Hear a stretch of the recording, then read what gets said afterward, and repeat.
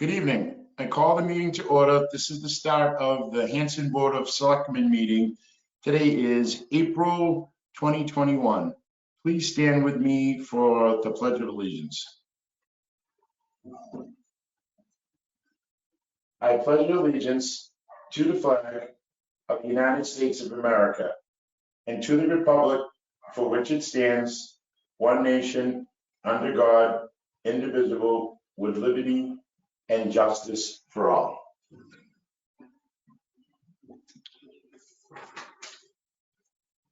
Okay, we'll be going into executive session to conduct strategy sessions in preparation for negotiations with non-union personnel or to conduct collective bargaining sessions or contract negotiations with non-union personnel pursuant to Mass General Laws C-30A 21A2, to wit, the town administrator. And we will return from open session at 6 p.m. or the conclusion of open session, executive session business, I'm sorry.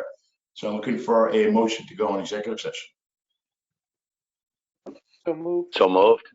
Second. It's moved by Mr. Hickey, seconded by Laura Kevin. Roll call. Jim.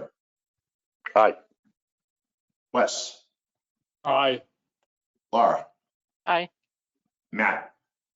Aye. And I'm an aye. We're now in executive session. Okay, we're resuming the Board of Selectmen meeting. In accordance with Governor Baker's recent orders reducing the number of individuals allowed to congregate at any time to 10 due to the spike in COVID-19 cases, this evening's meeting is being held remotely with reasonable access being afforded via live streaming courtesy of Whitman Hanson Cable Access. Laura, would you go over the announcements first, please? I would love to, but I can't seem to find it in the Dropbox. I know it's in there, but I don't know what its number. Selectman Boss has your back. All right, thank you. Actually, I've got it. Sorry. All set? I've got them if you need them. If you don't, I'm I'm good. all over it. I got it. Okay. All right, Whitman and Hanson Dollars for Scholars will hold a Spring Electronic Recycling Day at the former McQuan School in Hanson on Saturday, April 10th from 9 a.m. to 1 p.m. Residents and non-residents can dispose of their unwanted electrical items, which they may not be able to do away with by conventional trash methods. A fee will be assessed, which will support DFS Scholarship Awards Program. For a price list, please visit Dollars for Scholars website. Due to COVID-19 and social distancing practices, please allow extra time for a drop-off. Those unable to attend may call ahead for an alternate day/time. For more information, please call Mike at 781-252-9683 or visit www.whitmanandhanson.dollarsforscholars.org.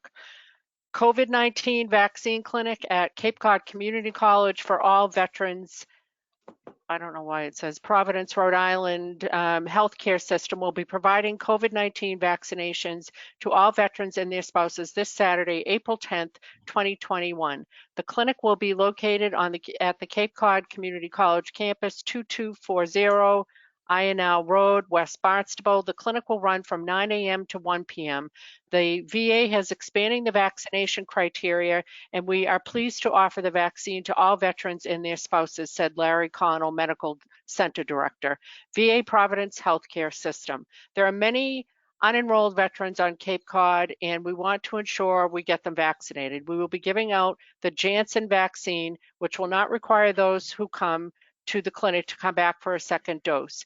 Veterans who are not enrolled in the VA healthcare system will need to bring a copy of their DD-214 and a picture ID and fill out a 1010 Easy Enrollment Form. This form can be found at www.va.gov/VA forms /medical/PDF/10-10EZ fillable.pdf.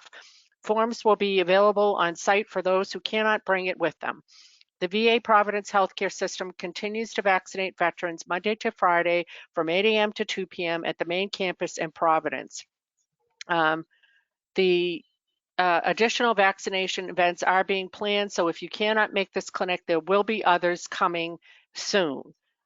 There will also be a COVID-19 vaccination clinic for veterans and spouses on Wednesday, April 7th from 10 a.m. to 1 p.m. at the Mount Moriah Baptist Church on Thursday and Friday, April 8th and April 9th from 10 a.m. to 1 p.m. at the VFW Brockton Post 1046 at 283 North Quincy Street in Brockton. And finally, on Saturday, April 10th from 10 a.m. to 1 p.m. at the American Legion Raynham Post 405 at 291 Mill Street in Raynham. Open to veterans and spouses of all ages, including veterans not enrolled in the healthcare system. Veteran caregivers and CHAMP VA recipients. Clinic will be on a first come, first served basis. There will be a special voter registration session held on Tuesday, April 13th from 9 a.m. to 8 p.m. at the Town Hall. This will be the last day to register to vote for the May 3rd annual town meeting and annual town election. Any citizen may register to vote at the town clerk's office during regular business hours, Monday, Wednesday, and Thursday, 8 a.m. to 5 p.m. and Tuesday, 8 a.m. to 8 p.m. online or by mail-in registration. Any resident citizen who will be 18 years of age by May 3rd is eligible to register to vote by April 13th. It's almost cleanup green up time. That's the time of the year when Green Hanson organizes a volunteer cleanup of Hanson streets. It's a great opportunity to get the whole family involved. This can be a learning experience while providing us with a cleaner and healthier town. In order to maintain COVID protocols, we're extending it once again to a 2-week time frame, April 10th through April 24th. For more information, check out Green Hanson Facebook page or email them at greenhanson@gmail.com. The second annual Cast for Pat Fishing Derby will be held on April 17th, 2021 at Wampatuck Pond, Town Hall Pond. Registration opens at 7:30 and the derby goes till 12 o'clock. Pizza and drinks provided at the end of the derby. The derby is free to kids under 12 and all others pay $20. There are prizes, raffles, gift certificates, and the proceeds will be split between the Hanson Senior Center and the Whitman Senior Center. Volunteers are needed on the following committees: Facebook Upkeep Committee, Conservation Commission, Associate Members, Cultural Council, Disabilities, Highway Building Committee, Historical Commission, Memorial Day Patriotic Observance, and Memorial Field Trustees. Applications for appointment and info on the committees are available on the town website, www.hanson-ma.gov. Upcoming meetings: Board of Selectmen, April 13th, 2021 at 6 p.m. and April 27th at 2021 at 6 p.m. And that will do it, Kenny. Okay, thanks, Laura. So first up under new business, 2022 budget update. I'd like to welcome Town Accountant Todd Hassett, Kevin Sullivan, the Finance Committee, for joining us this evening. In our last couple meetings, we unveiled the town's shortfall of $2.3 million for fiscal 2022. I've asked our financial team to give this board recommendations of cuts in services that would have to be made to make up the $2.3 million shortfall. I've personally met with John, Todd, and Kevin numerous times, starting back in, we started before Thanksgiving, like the beginning of November, to discuss the 2022 budget.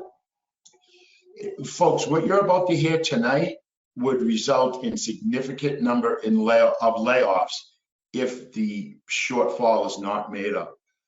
So I'd like to first start off with Chairman of the Finance Committee, Kevin Sullivan, and then Todd, if you don't mind working with Kevin to get us through this, I'd appreciate it. So welcome, you guys, and thank you.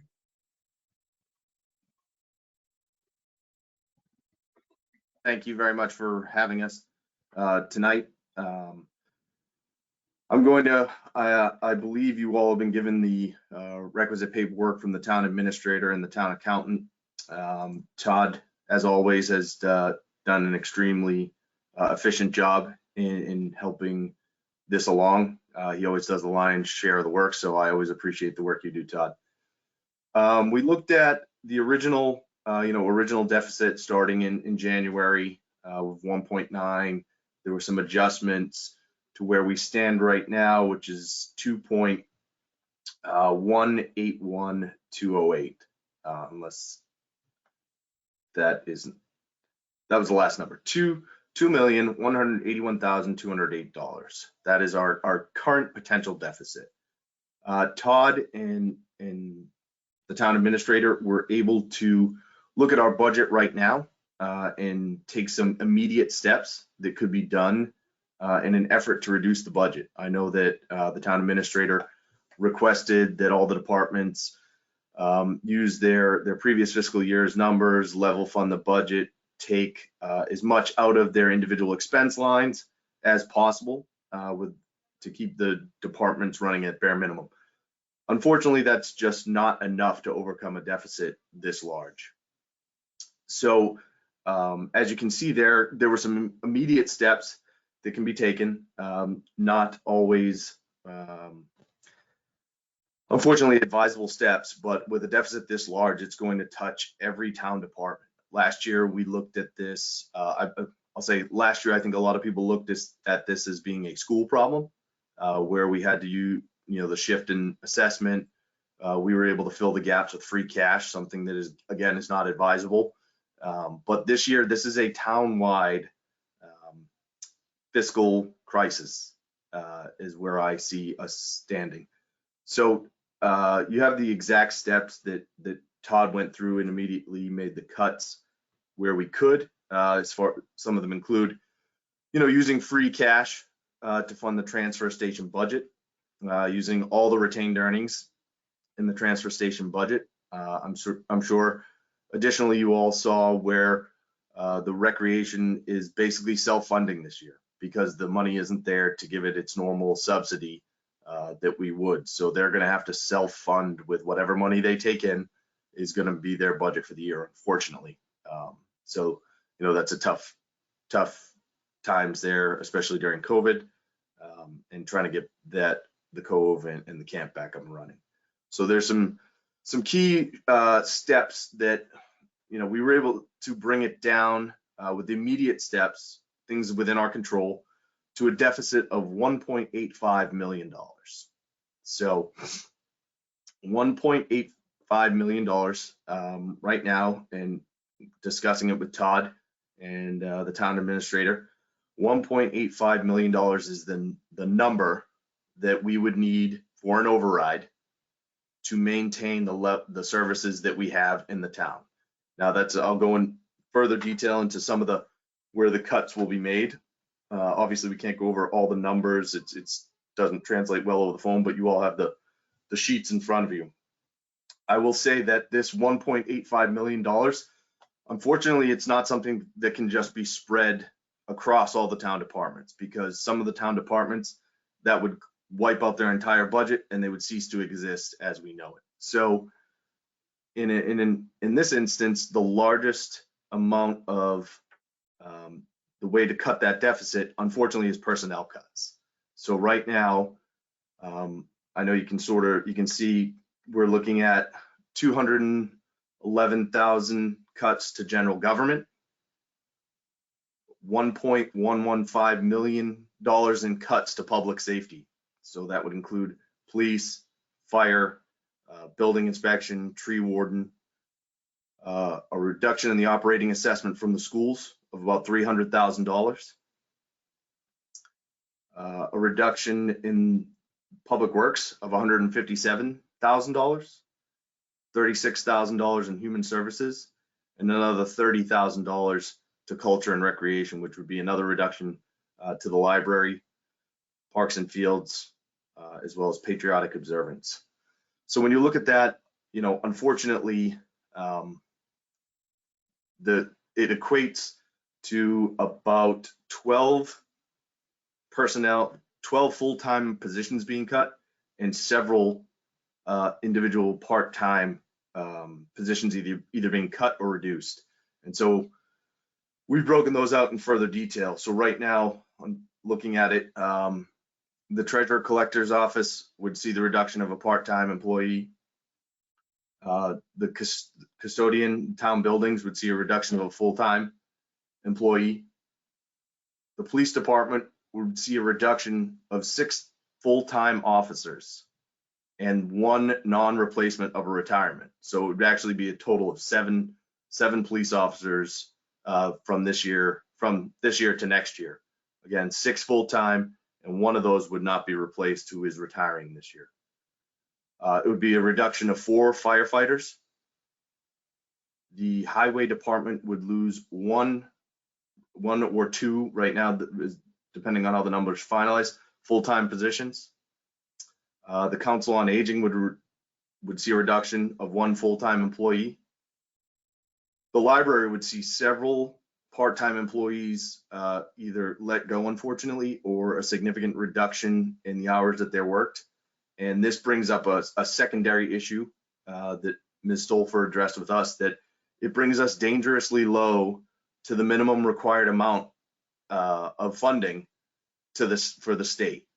So it would put us in some significant jeopardy from the state if we had to reduce beyond a certain level. We're right on the threshold, and I believe she's preparing an impact statement, as well as some of the other department heads that really go into greater detail as to what that means for their individual departments. And then finally, the final reduction in position would be on the planning board. It would be the part-time assistant. So that is unfortunately where the personnel cuts fall out, or I should say potential personnel cuts. That is unfortunately, in my time here, I don't think we've ever seen a deficit this large. We've always been able to get by, to cut some departments, but this is a major. This will affect every department will be affected. This is no longer the situation when we were in last year, where it could be perceived as being one way or the other. This will affect town services across the board. So I can't say enough how impactful this is going to be. People, regardless of what your preference for services are, if you're bare bones just looking for public safety, there's going to be a significant reduction. I want to say that Chief Mix was able to say, he also added that the station will go dark now because we don't have the communications. It's at the Rock now, so the station will be dark at night. And again, I believe the individual department heads are preparing impact statements as to exactly what effect these cuts will have outside of what we're outlining right here. So that gets us down to, that would cover the $1.85 million. So, we as a FinCom haven't voted on a specific number. We've looked at some of the areas, we understand the need for it. I personally am asking, the selectmen, or if my opinion is that we need the full $1.85 million override. We had looked at going at a lower number. Unfortunately, I think if we go any lower, we'll be in a similar situation next year. We're starting so far behind where we are last year, that if we don't get the full amount to cover the deficit, we're already going to be behind. And I don't know if it's how exponentially it will get. Last year, I think it was, Todd, correct me if I'm wrong, we had to cover $800,000 roughly. And we knew that would be difficult.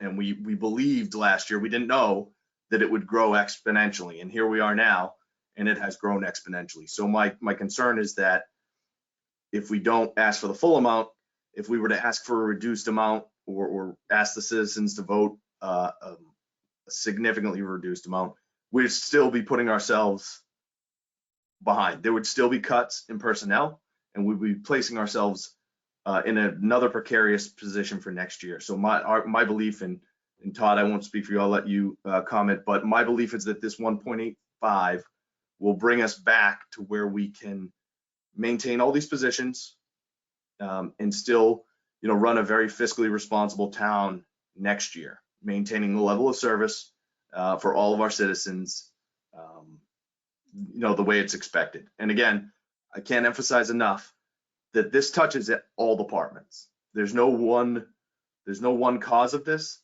It's where we are. It's across all departments. So that's all I have, Mr. Mitchell. I think that Todd, did you want to add anything? I would just add for the board's and the Finance Committee's clarification that how we would move forward at town meeting with this is we would present as part of the omnibus budget a reduced overall recommendation by the 1.85 million. And the subsequent article to the omnibus budget would be an article contingent upon passage of a Proposition 2.5 override by the voters that would list these reductions you see totaling 1.85 million. You know, certainly if, you know, this is, it's going to hurt everyone. As Kevin said, the board and finance committee have not voted on this yet. You may have other thoughts on where the reductions should be, but this is basically, you know, other than possibly some modification to this is where we believe we need to be to sustain the current level of service at 1.85 million.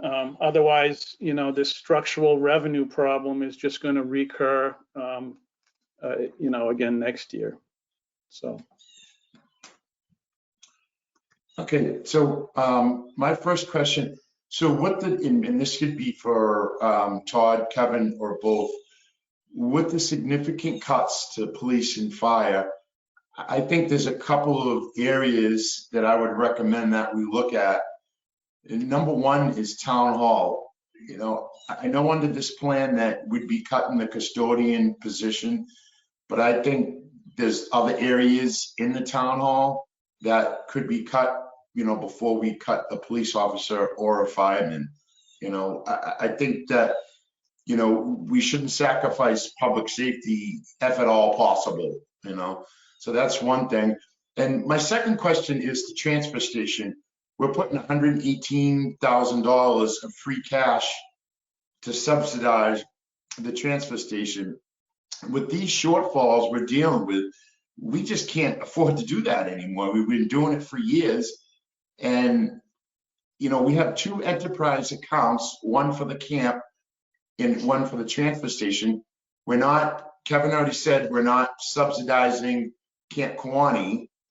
So why would we subsidize the transfer station when they could essentially live off their retained earnings? That's my two questions for either one of you. And sorry to put you on the spot. No, that's fine, Kenny. So the proposal to use 60,000 of retained earnings virtually wipes out the existing retained earnings of the transfer station. So the 118, you know, you bring up a valid point. Certainly if it's the board's position that you would prefer that the transfer station be closed, for example, a day or two a week, or whatever makes up $118,000 of their budget, you know, that could be brought forward and be part of the $1.8 million override, and that would restore 118,000 in public safety or some other area that's, you know, important. Again, this is the board's budget. You know, we're just setting a framework for you. We do know that the town values the transfer station. We've heard that loud and clear at recent town meetings. But certainly the board, at your discretion, could recommend that sort of an amendment. But there is no more retained earnings to cover what they need. 118,000 would result in closing the transfer station or not accepting certain solid waste or And I think, Kenny, to Todd's point, because the transfer station lies outside of the budget and is funded through its own article, and in the past when we have tried to reduce that number, a few years ago we had it, Todd and I both had it lowered, and at town meeting it was moved back up to the full amount by you know, by a certain group who enjoy the transfer station, who like that service that the town provides. So and unfortunately we can't have that happen again. So, you know, I completely understand. And again, as Todd mentioned, this is I'll say an exercise right now. The FinCom hasn't voted on a final number as to where where we're going to settle out these, but Todd went through specifically and made some, went through and looked at all where the costs could be moved around. So yes, I believe you're right. If we know for a fact that it's something the town is willing to go without using free cash for the transfer station, and we put another 118,000 back, or another even half of that, I think half of that might, I want to say we've done the calculation in the past, one full-time police officer or fireman is about $75,000 to $85,000. So, putting that back might get us one. I don't know. Obviously that's something we can all consider, but we've heard loud and clear about the transfer station. So that's why we put it for this exercise. We left it right there. Yeah, I agree with you that people, enjoy the use of the transfer station, and I get that. But if I have a choice of whether to have a police officer show up to my home if my house gets broken into, or having an ambulance come to my home and transport me in the event that I'm sick, I think that the police and fire would take precedence over the transfer station. Kenny, or even the station going dark versus the transfer station. I mean, come on, let's get real. Right, Okay, so if I may, getting real, this is a lot of money. We don't have large departments, to Kevin's earlier point. Other than public safety, I don't know where the board comes up with $1.1 million of reductions. I mean, you're certainly welcome to go through that exercise. I would also point out to the board that, once everything shakes out, in the event things don't play out the way everyone would like, you can call a special town meeting and then reduce the transfer station and make these sort of fine-tune adjustments to maybe add back a public safety staff person. But okay. I think, I apologize, but I think it's going to be extremely difficult to find this kind of money with what's left of town services outside of, our fixed costs. And to Todd's point, just as an example, the entire treasurer collector budget is only $224,000. So, how much of that can be cut before it's a non-existent department? And there's many of the small town hall departments that are in that range, or even less. Town clerk is $136,000 of expenses. So how much can you cut? There's only 2 people who work there. So unfortunately, yes, I don't think any one of us wants a reduction in our public safety, or, to be honest, we don't want a reduction in any personnel across the board. We've done a remarkable job over the past few years in bringing our staffing, our levels up to where they should be to provide the best possible services to this town. But unfortunately, with some of these small, 1 or 2 person departments in town hall, they just don't have the budget to cut. And that's why this should be very, this isn't a normal, I'd say normal override discussion where we need, this is going to be, there's no way around it, unfortunately. Laura?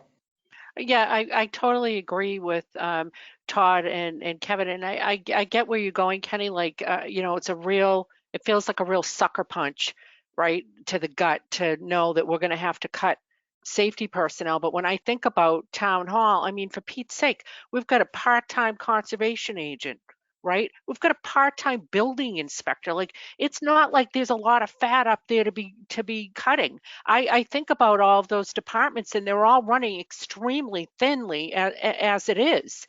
I mean, for Pete's sake, we've got Todd. He's part-time. Like, I mean, you guys all know these things. These are the harsh realities.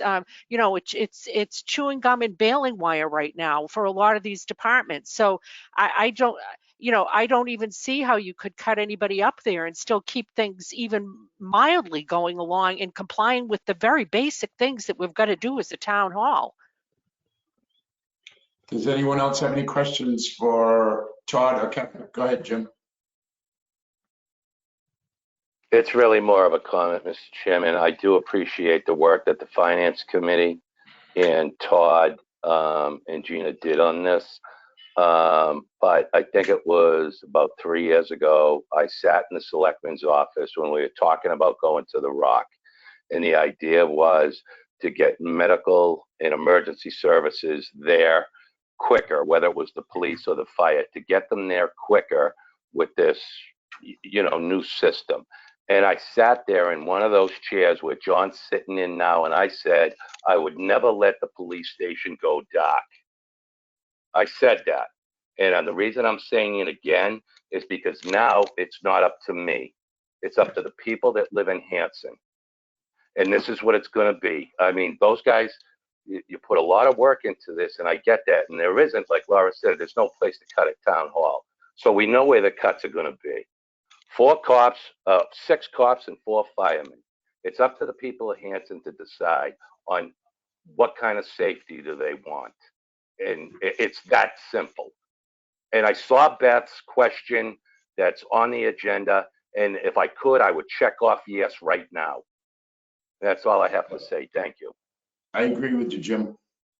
Any more questions for Todd or Kevin?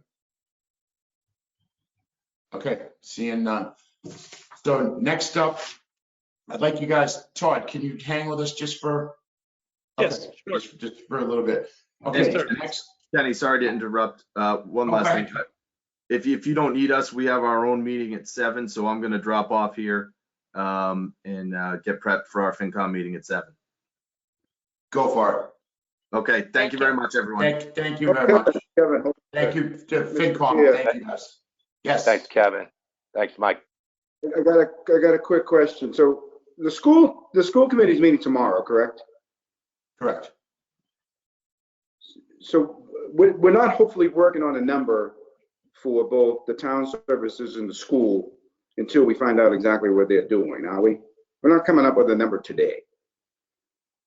Or we Yeah, just we gonna don't- come up with a town number and we can input the school number once we find out what they're doing. That's exactly right. Okay. All right. Yeah, we Because don't know I what like the it would be school, kind I know the budget is on their agenda, Ken, but I don't Yeah. know what they're gonna do, what they're gonna decide, whether there's gonna be any relief at all, nobody knows. Okay, so to come up with a number without knowing what that is would kind of be foolish. So we should probably do our math, get it already, but not come up with a number until we know what they're doing. Maybe next week. We have at least 1 week till you need the actual number, correct? Correct. Yep. No, as far as the number for the warrant, It's tonight. Yeah, we need that tonight. for it to go on a ballot question. That's correct. Yep. To become a ballot question, not for town meeting. But we need that 1.85, that number we need tonight, Ken. Okay, alrighty, thank you. Okay, no problem. Kevin, thank you. Okay, next up, vote to place override question, including a fixed amount on May 15th, 2021 town election ballot. So I think for me, it's pretty clear, over the past month, especially tonight, what I need to do, and that's support this override so the town of Hanson can maintain its services that it provides to the residents of Hanson, and I'm going to ask this board to do the same thing tonight and support this override. I've been on the board almost 7 years. And one of the reasons why I keep coming back is our employees. We have great employees. We have great department heads that lead our teams. And the town just has increased costs, just like everybody does at home. You have stuff that goes up, you have insurance that goes up, health insurance, you have fuel, and that's kind of where we are, is we have increased costs. We have contractual agreements, with unions and department heads. And again, if this override goes through, this is just to maintain our current services. We've got a few areas where we need to increase services, but this is just to maintain our current services. I apologize about the train in the background.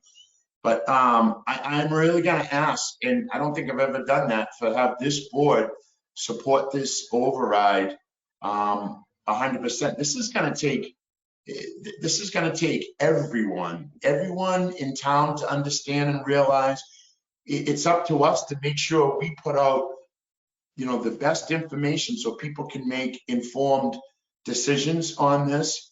But, you have to look at what services. Are you willing to lose any town services? Because I'm not, and this is something that is just extremely, extremely important. I think we owe it to our employees. We owe it. You guys out there, we owe it to our employees to work and fight for this thing. So I'm absolutely 110% in support of this override. So I'd like to go around, and whoever is closer to me, Matt Dyer, and I'll go around the board. Mr. Chair, are you asking for a motion? Yes. So moved. I'll make that motion for an override this year. Do you have I a just second? want to, I'll second it. Okay, thank you. Go ahead, Mr. Dyer. I just want to say this. Oh, go ahead, Kate.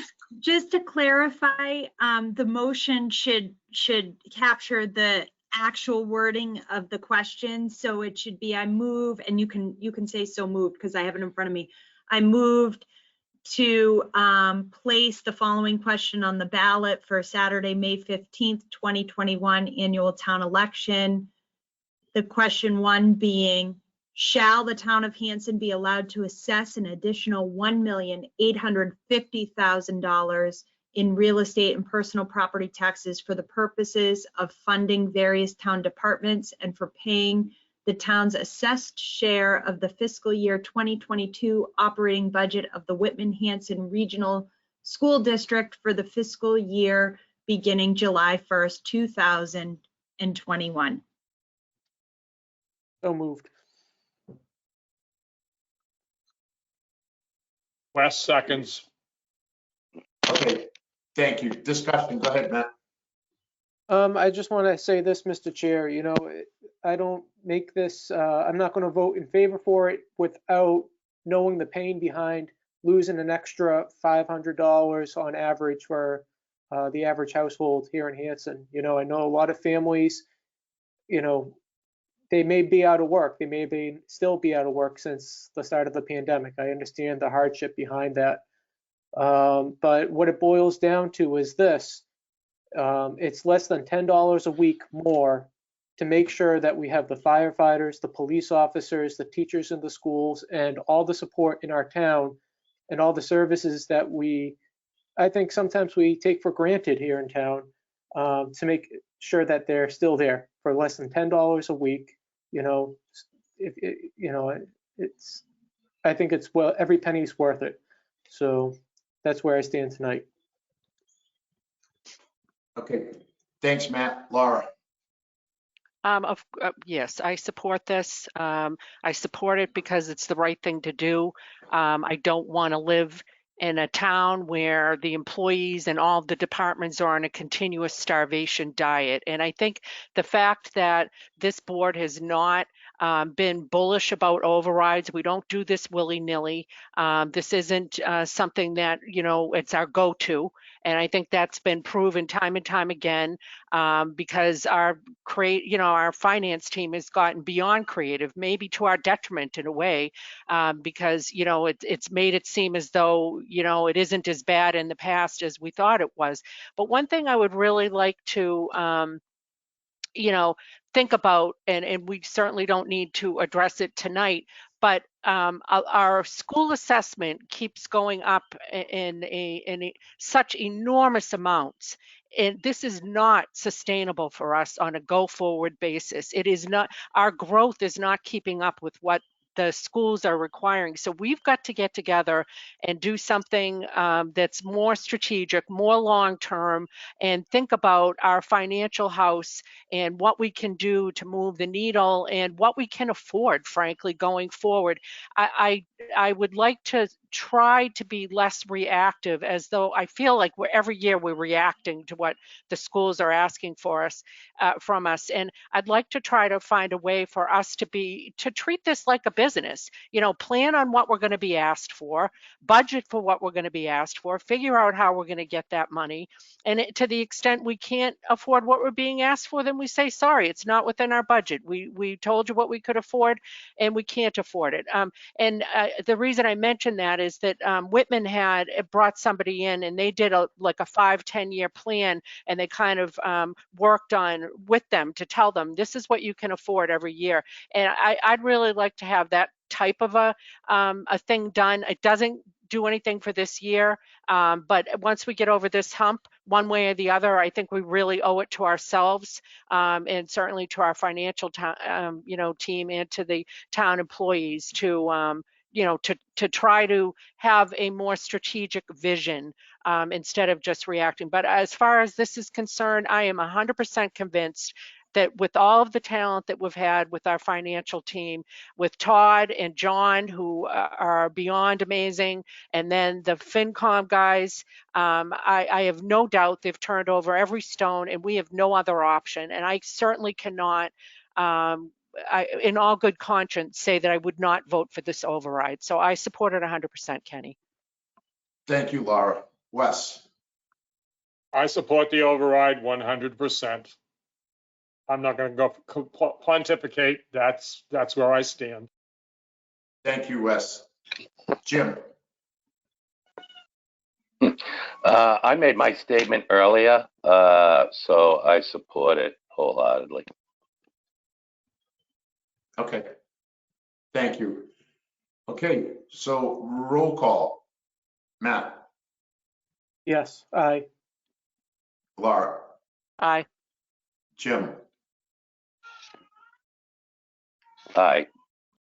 Wes? Aye. And I'm an aye. Okay, thank you, you guys. I think that's really important. Todd, I think we're all set with your services. Thank you very much, sir. Okay, have a good evening. Thank Thank you. you, Todd. We'll be talking Friday. Great, okay. Okay. Thanks, take care. Have a Todd. good The night. best. Okay, next up, review the proposed May annual and special town meeting articles. Vote to place articles and vote to recommend. John, were you able to get out the updated article list? Or I know it was late. It was late. It changed up right until the last minute, Mr. Chairman. So I don't know. I think the special is as it was in Dropbox. The annual had some last minute changes this afternoon. So I don't, I can offer maybe perhaps we could go through the special tonight, and I could go through the annual if you like, and highlight the changes or whatever you'd like to do. I mean, we technically have next week is when you'd have to sign the warrant to be posted. I mean, the special is the most far along and most unlikely to change as far as posting is concerned. The annual changed recently, but it probably won't change much from what I present tonight if you'd like to go there too. So there's two separate things. We'd have to vote to place it on the ballot. The board would have to do that, and then also vote to recommend it.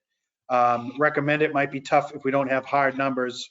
So you might, on the numbers ones, you might want to just vote to place it on the ballot with the idea that you could do the, I'm sorry, not on the ballot, on the warrant. Thank you. And then you could recommend when we have hard numbers next week. There are some articles that don't have any numbers in them. Theoretically, you could vote to place them on the warrant tonight and recommend them if you so chose. So why don't we start with the special, because that seems like that one is is probably closer to what it's actually gonna be. Okay. And Um, we'll go through and place and recommend whatever we can. Okay. So thank you, Mr. Chairman. So this is a special town meeting. This is going to be Monday, the 3rd of May at 7:30 at the Whitman Hanson Regional High School on Franklin Street. So Article 1 is to see if the town will vote to transfer from free cash or other available funds a sum of money to pay unpaid bills from prior fiscal years or take any other action in relation to thereto.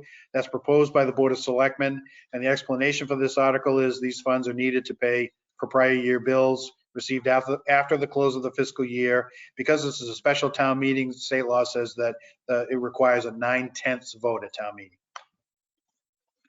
Okay, Mr. Dyer, will you move these, and Laura, will you second them? We'll place and Absolutely. recommend whatever we can.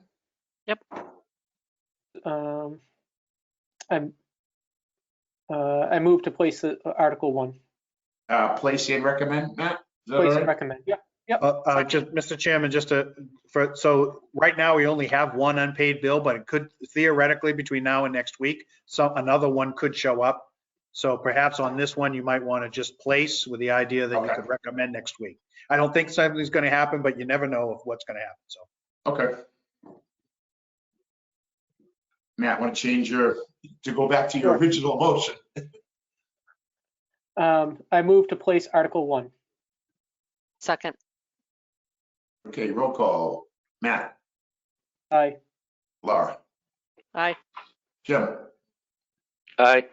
Wes, Aye. and I'm an aye. Article 2. okay, thank you, Mr. Chairman. Article 2 is to see if the town will vote to transfer from free cash or other available funds a sum of money to supplement appropriations previously voted in Article 6 of the July 29th, 2020 annual town meeting for the fiscal year beginning July 1, 2020 for various town departments or take any other action in relation thereto. And it's proposed by the Board of Selectmen. And the explanation is the purpose of this article is to supplement a number of line items in the current fiscal year's budget, fiscal year 21, in order to fund various additional expenses incurred during the fiscal year. A detailed handout will be presented to the voters at town meeting outlining these expenses. So this is one, again, where it's likely that you should probably just place for now with the idea that you could recommend next week. I move to place Article 2. Second. Matt. Aye. Roll call, sorry. Laura, Aye.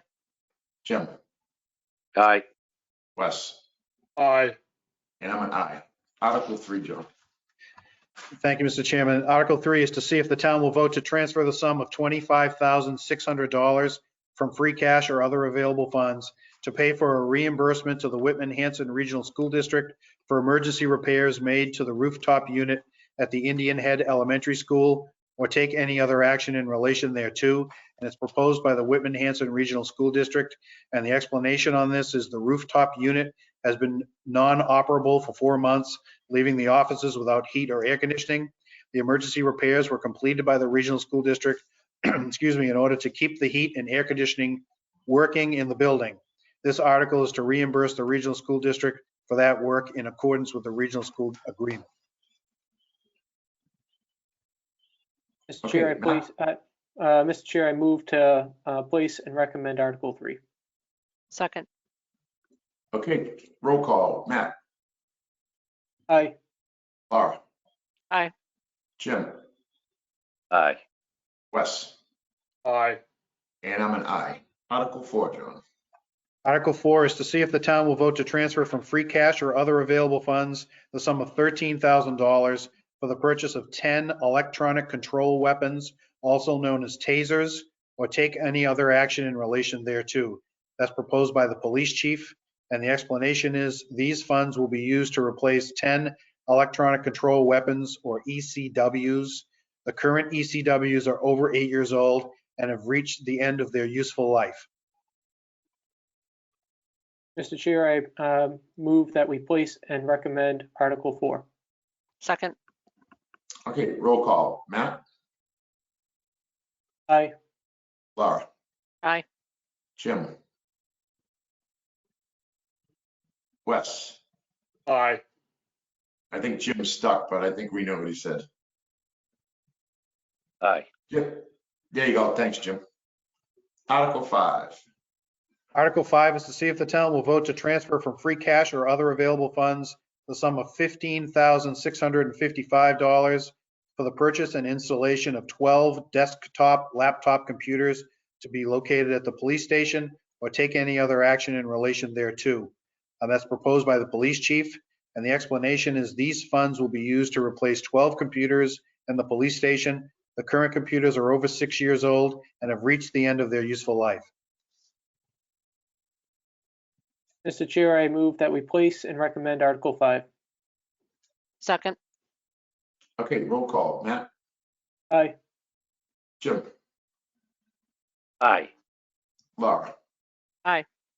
Wes? Aye. And I'm an aye. Article 6, please, John.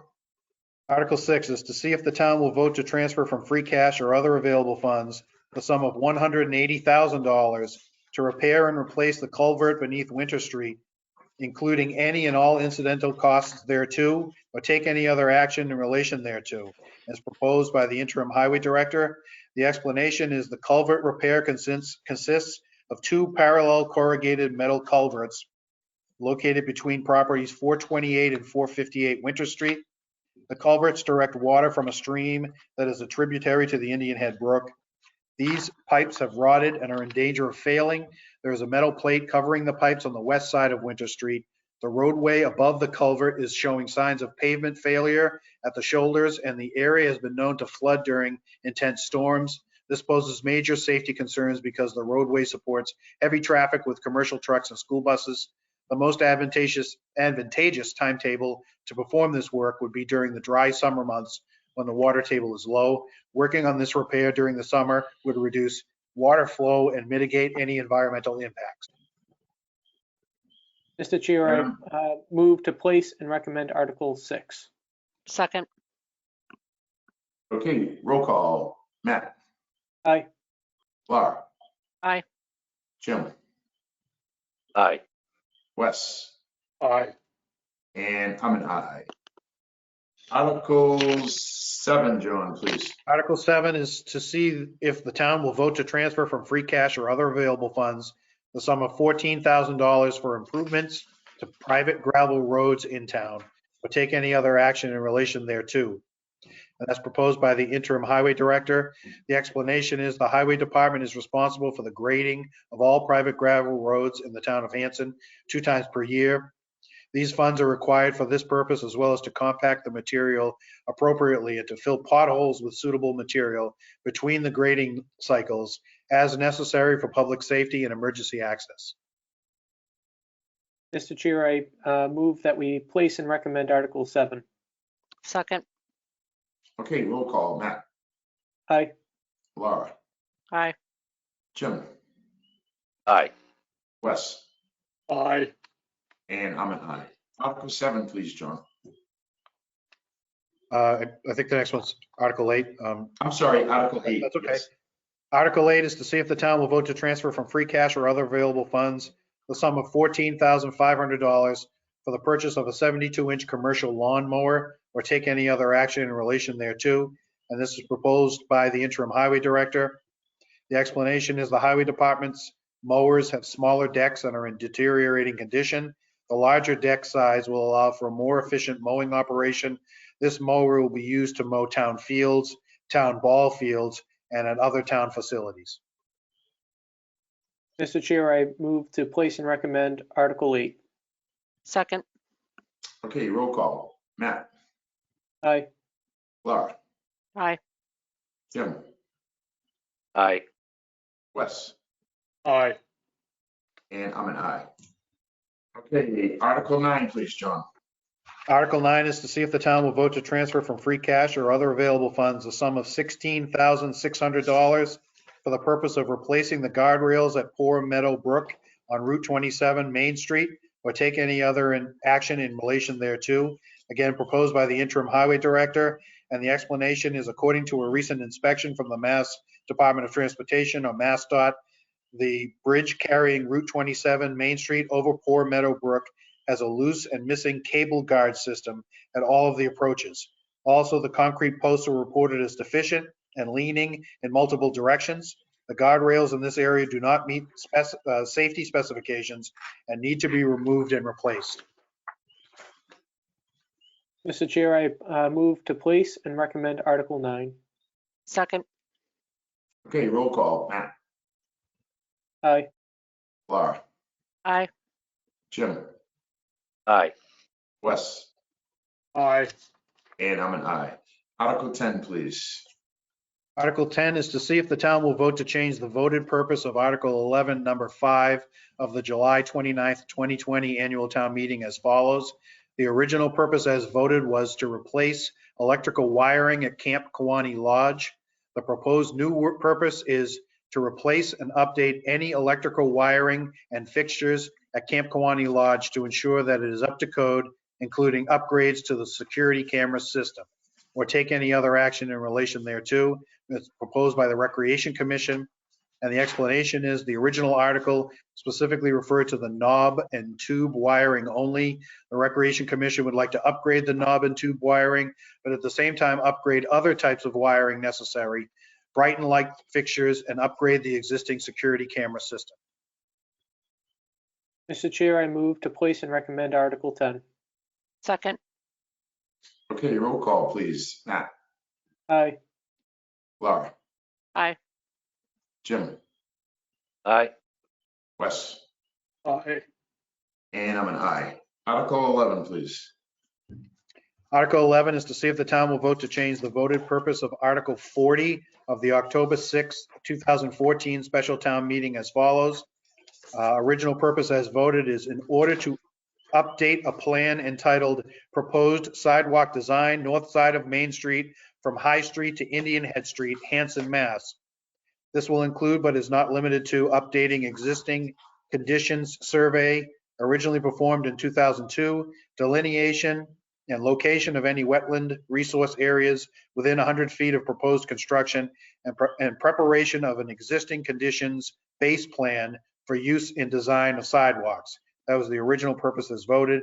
The proposed new purpose is to hire an outside firm to draft a conceptual plan of the revitalization of Main Street, Hanson, or take any other action in relation thereto, proposed by the planning board. The explanation is the original article's purpose was to update the plan for sidewalks on the north side of Main Street from High Street to Indian Head Street. The construction of those sidewalks would cost in excess of $1 million. Since those sidewalks are cost prohibitive, this article would reallocate those funds to creating a conceptual plan for the revitalization of Main Street. Mr. Chair, I move to place and recommend Article 11. Second. Okay, roll call. Matt, Aye. Laura, Aye. Jim, Aye. Wes, Aye. and I'm an aye. Article 12, please. Article 12 is to see if the town will vote to authorize the town administrator to enter into a postage meter contract for a period of 5 years as per Mass General Laws, Chapter 30B, Section 12, subsection B, or take any other action in relation thereto, proposed by the Board of Selectmen. The explanation is Mass General Laws, Chapter 30B, Section 12, subsection B, states in part the following: unless authorized by majority vote, a procurement officer shall not award a contract for a term exceeding 3 years, including any renewal, extension, or option. The town can get more advantageous, stable pricing and more up-to-date equipment with a 5-year agreement. This article, if approved, will allow the town administrator to sign a 5-year contract for the town hall postage meter. Mr. Chair, I move to place and recommend Article 12. Second. Okay, roll call. Matt, Aye. Laura, Aye. Jim, Aye. Wes, Aye. and I'm an aye. Article 13, please, John. Article 13 is to see if the town will vote to amend the wage and personnel Article 2-12, classification and compensation, by deleting sections 11A through 11E in its entirety and inserting the new sections 11A through 11E as printed below. And Kate, do I have to read every one of those lines or just the changes or I'll read every one if I have to, but Am I on? yes. Yep, you're on, Kate. Sorry. Yeah, I don't think you need to read it for the purposes of now. These guys have it in front of them, so it's perfectly fine to just leave it as is.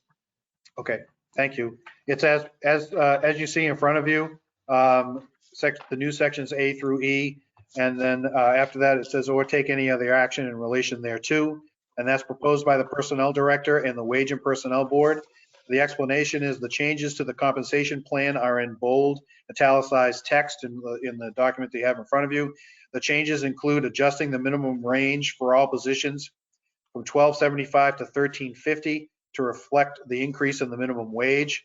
The plan also contains changes to the reference librarian, youth service librarian, and associate youth service librarian on the compensation plan. Mr. Chair, I move to place and recommend Article 13. Second. Okay, roll call vote. Matt, Aye. Laura, Aye. Jim, Aye. Wes, Aye. and I'm an aye. So that concludes the 2021 special town meeting.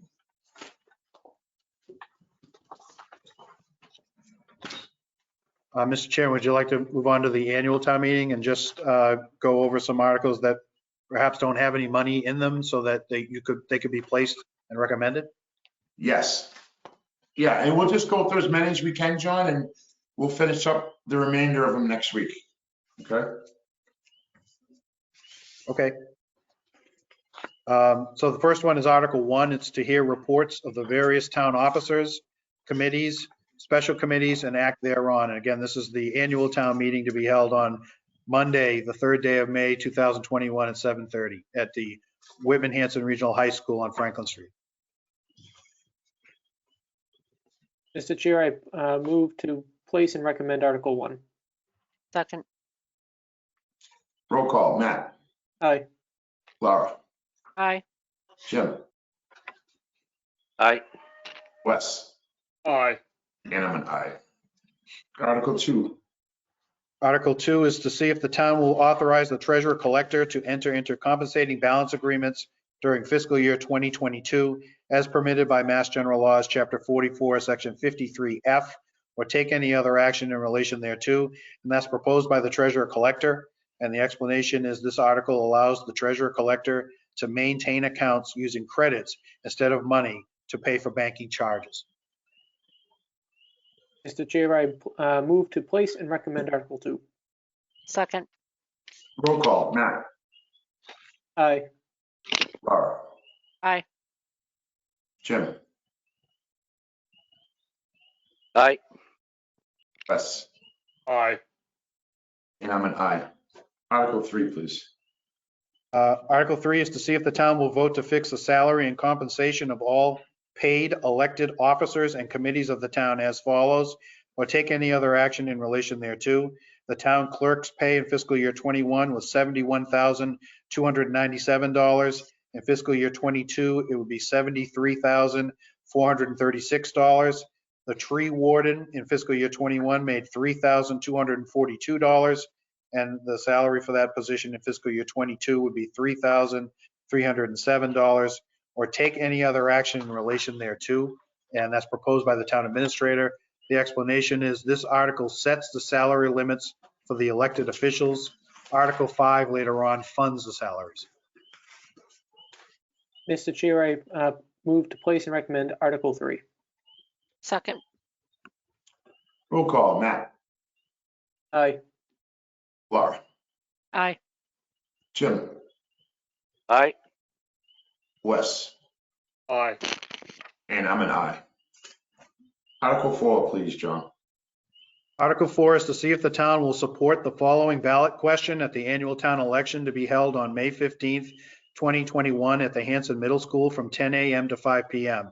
Question 1, shall the town of Hanson be allowed to assess an additional $1,850,000 in real estate and personal property taxes for the purposes of funding various town departments and for paying the town's assessed share of the fiscal year 2022 operating budget of the Whitman Hanson Regional School District for the fiscal year beginning July 1st, 2021. And there are two choices, yes and no, and is proposed by the Board of Selectmen.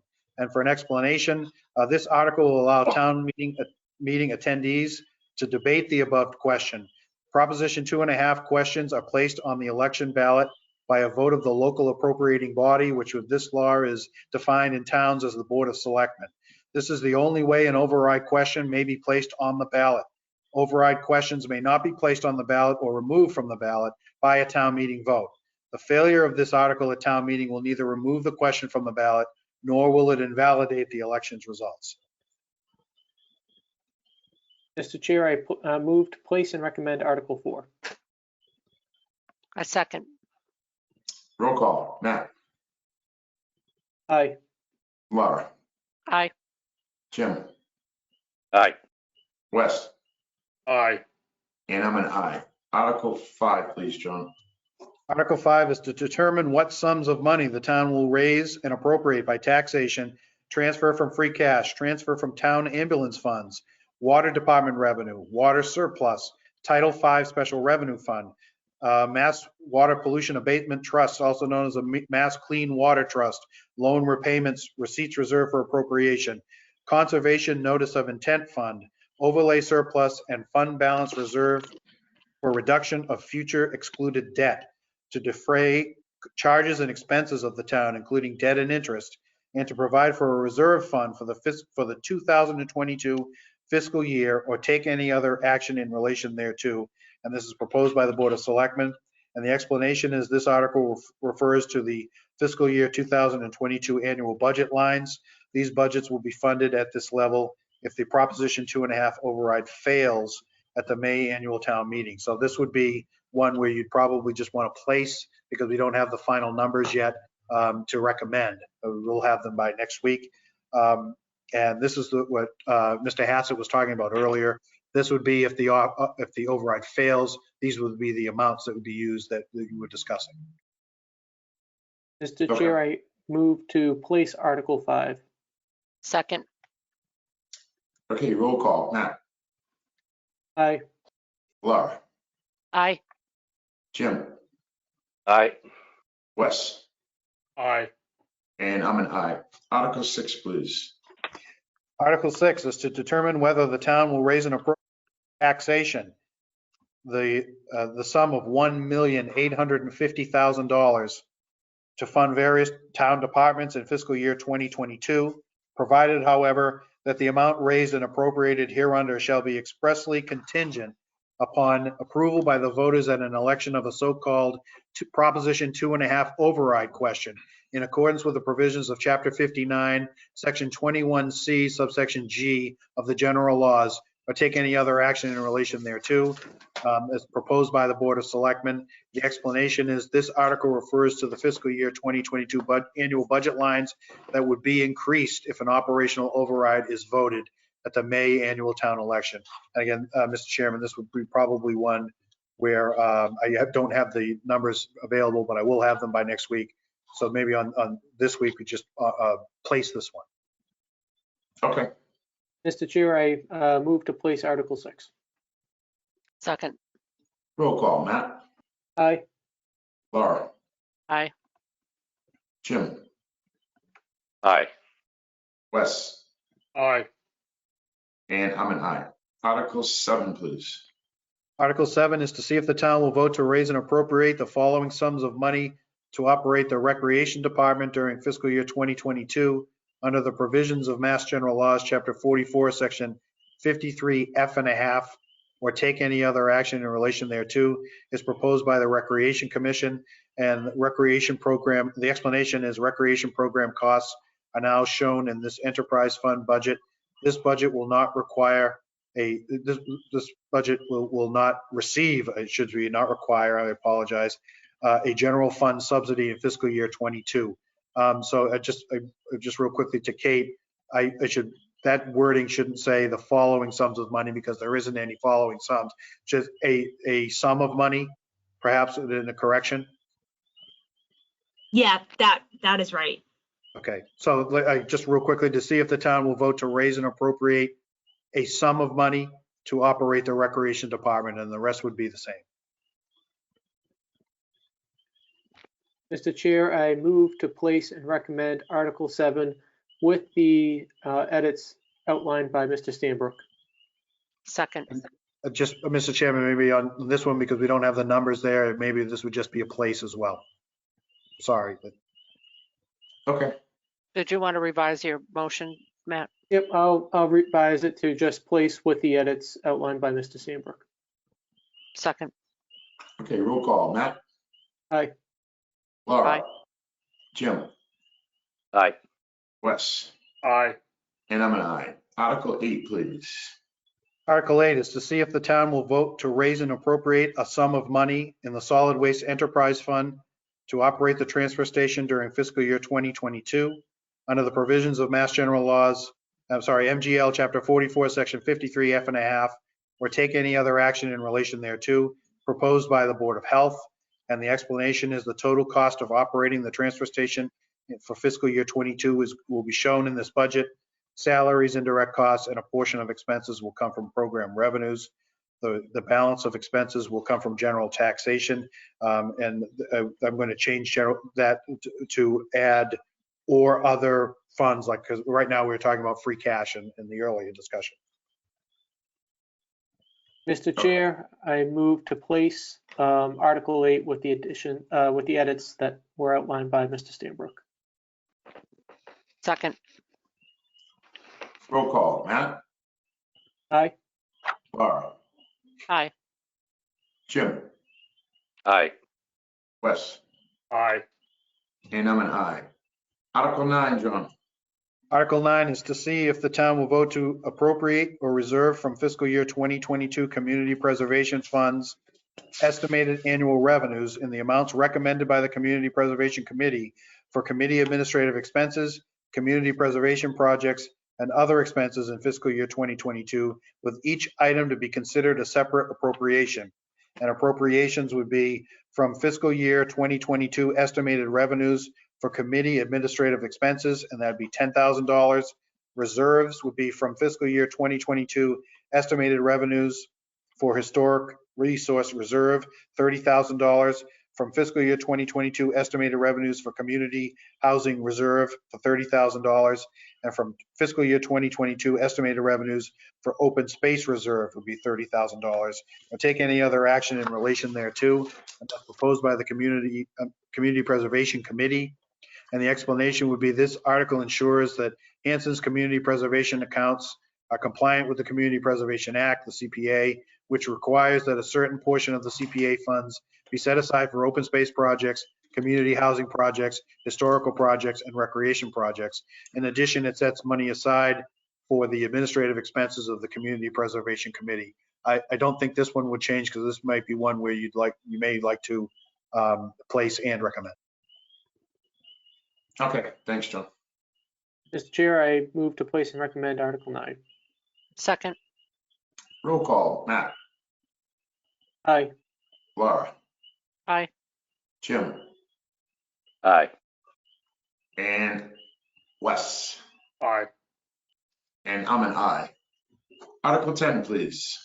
Article 10 is to see if the town will vote to adopt the capital improvement program as presented by the Capital Improvement Committee, or take any other action in relation thereto, and that's proposed by the Capital Improvement Committee and the Board of Selectmen. The explanation is this is the annual article which approves the capital improvement matrix for the next fiscal year. And because we don't have the finalized one yet, this would be one where you may want to vote just to place. Mr. Chair, I move to just place Article 10. Second. And I'm sorry, but are we Go ahead. going to get that matrix, or? Yes. Okay. By next week somehow. Okay, because I know COVID has put a monkey wrench into everything, but you know, normally we get it a little bit earlier than this. So, sorry, Kenny. Thanks. Okay, roll call. Matt? Aye. Laura? Aye. Jim? Aye. Wes? Aye. And I'm an aye. Article 11, John. Article 11 is to see if the town will vote to appropriate and or transfer from available funds to various department capital accounts for the following items. Again, or take any other any other action in relation thereto. It should not say following items because we don't have it there yet. So it should say, the correction would be from available funds to various department capital accounts, or take any other action in relation thereto. And that would be proposed by the Capital Improvement Committee and the Board of Selectmen. And the explanation would be these articles will be the town and Hanson School related capital items that can be funded in the town's capital plan. And this would be, again, likely one that would be a place only. Mr. Chair, I move to just place Article 11. Second. Roll call, Matt, Aye. Laura, Aye. Jim, Aye. Wes, Aye. and I'm an aye. Article 12, please. Article 12 is to see if the town will vote to raise and appropriate or transfer from available funds a sum of money to capital accounts for Whitman Hanson Regional High School related items, or take any other action in relation thereto. And that's proposed by the Capital Improvement Committee and the Board of Selectmen. The explanation is these articles will be the regional high school related capital items that can be funded in the town's capital plan. Again, this one would just be a place. Mr. Chair, I move to place Article 12. Second. Okay, roll call, Matt, Aye. Laura, Aye. Jim, Aye. Wes, Aye. and I'm an aye. Article 13, John. Article 13 is to see if the town will vote to authorize the Board of Selectmen to accept and enter into a contract for the expenditure of any allocated or to be allocated funds by the Commonwealth and or county pursuant to Mass General Laws, Chapter 90, for the construction, reconstruction, and improvement of town roads. Said sum of money to be expended under the direction of the Board of Selectmen or take any other action in relation thereto, and is proposed by the Board of Selectmen. And the explanation is this article is a requirement of the Commonwealth of Massachusetts for the town of Hanson to accept state funding, including Chapter 90 funding for accepted roadways. This article authorizes use of funds, which will be 100% reimbursed by the Commonwealth of Massachusetts. The budget approved each fiscal year by the legislature and governor establishes the total funding available for Chapter 90 local transportation aid for that year. These funds are then apportioned to the 351 Massachusetts cities and towns. And I think this one could be one where you place and recommend, because there's no amount. Whatever the amount is going to be given to us. Mr. Chair, I move that we place and recommend Article 15. Second. Okay, roll call, Matt, Aye. Laura, Aye. Jim, Aye. Wes, Aye. and I'm an aye. Next, Article 16.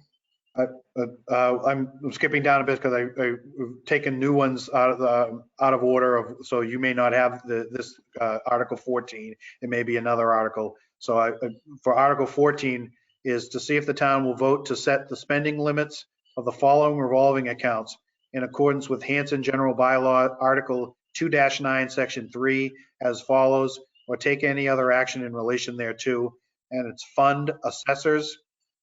The spending limit is $1,500. Parks and Fields, the spending limit is $10,000. Library is $7,000.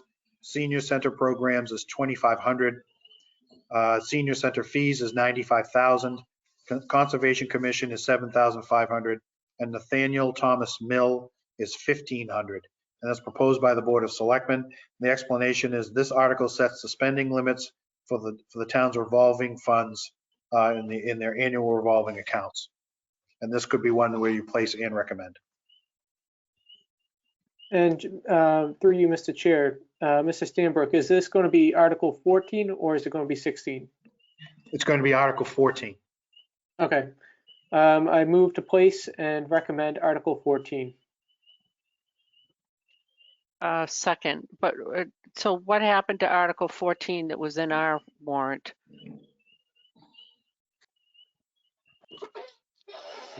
Yeah. John, do you know which one?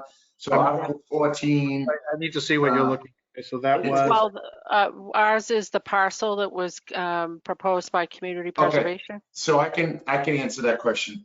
So we pulled Article 14, Laura, because we don't have enough information. We don't have a purchase and sales. But we have two different articles that were for the same thing. One says 0 Main Street and the other one was a different name.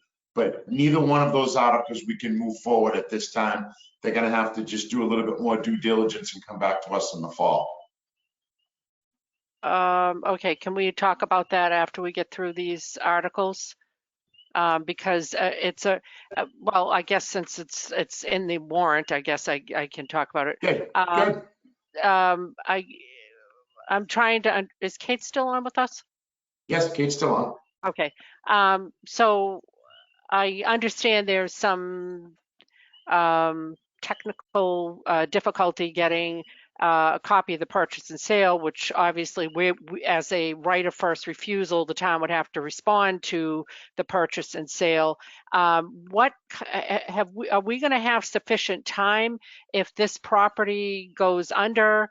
You know, if a purchase and sale is produced after town meeting, after spring town meeting, but before fall town meeting, is that going to give us sufficient time to respond to the right of first refusal? So I can answer that question because I've done a lot of work on this article just in the past week. So to answer your question, yes, if a purchase and sales does come to us with the first right of refusal, there would be adequate time to be able to do this between now and fall town meeting.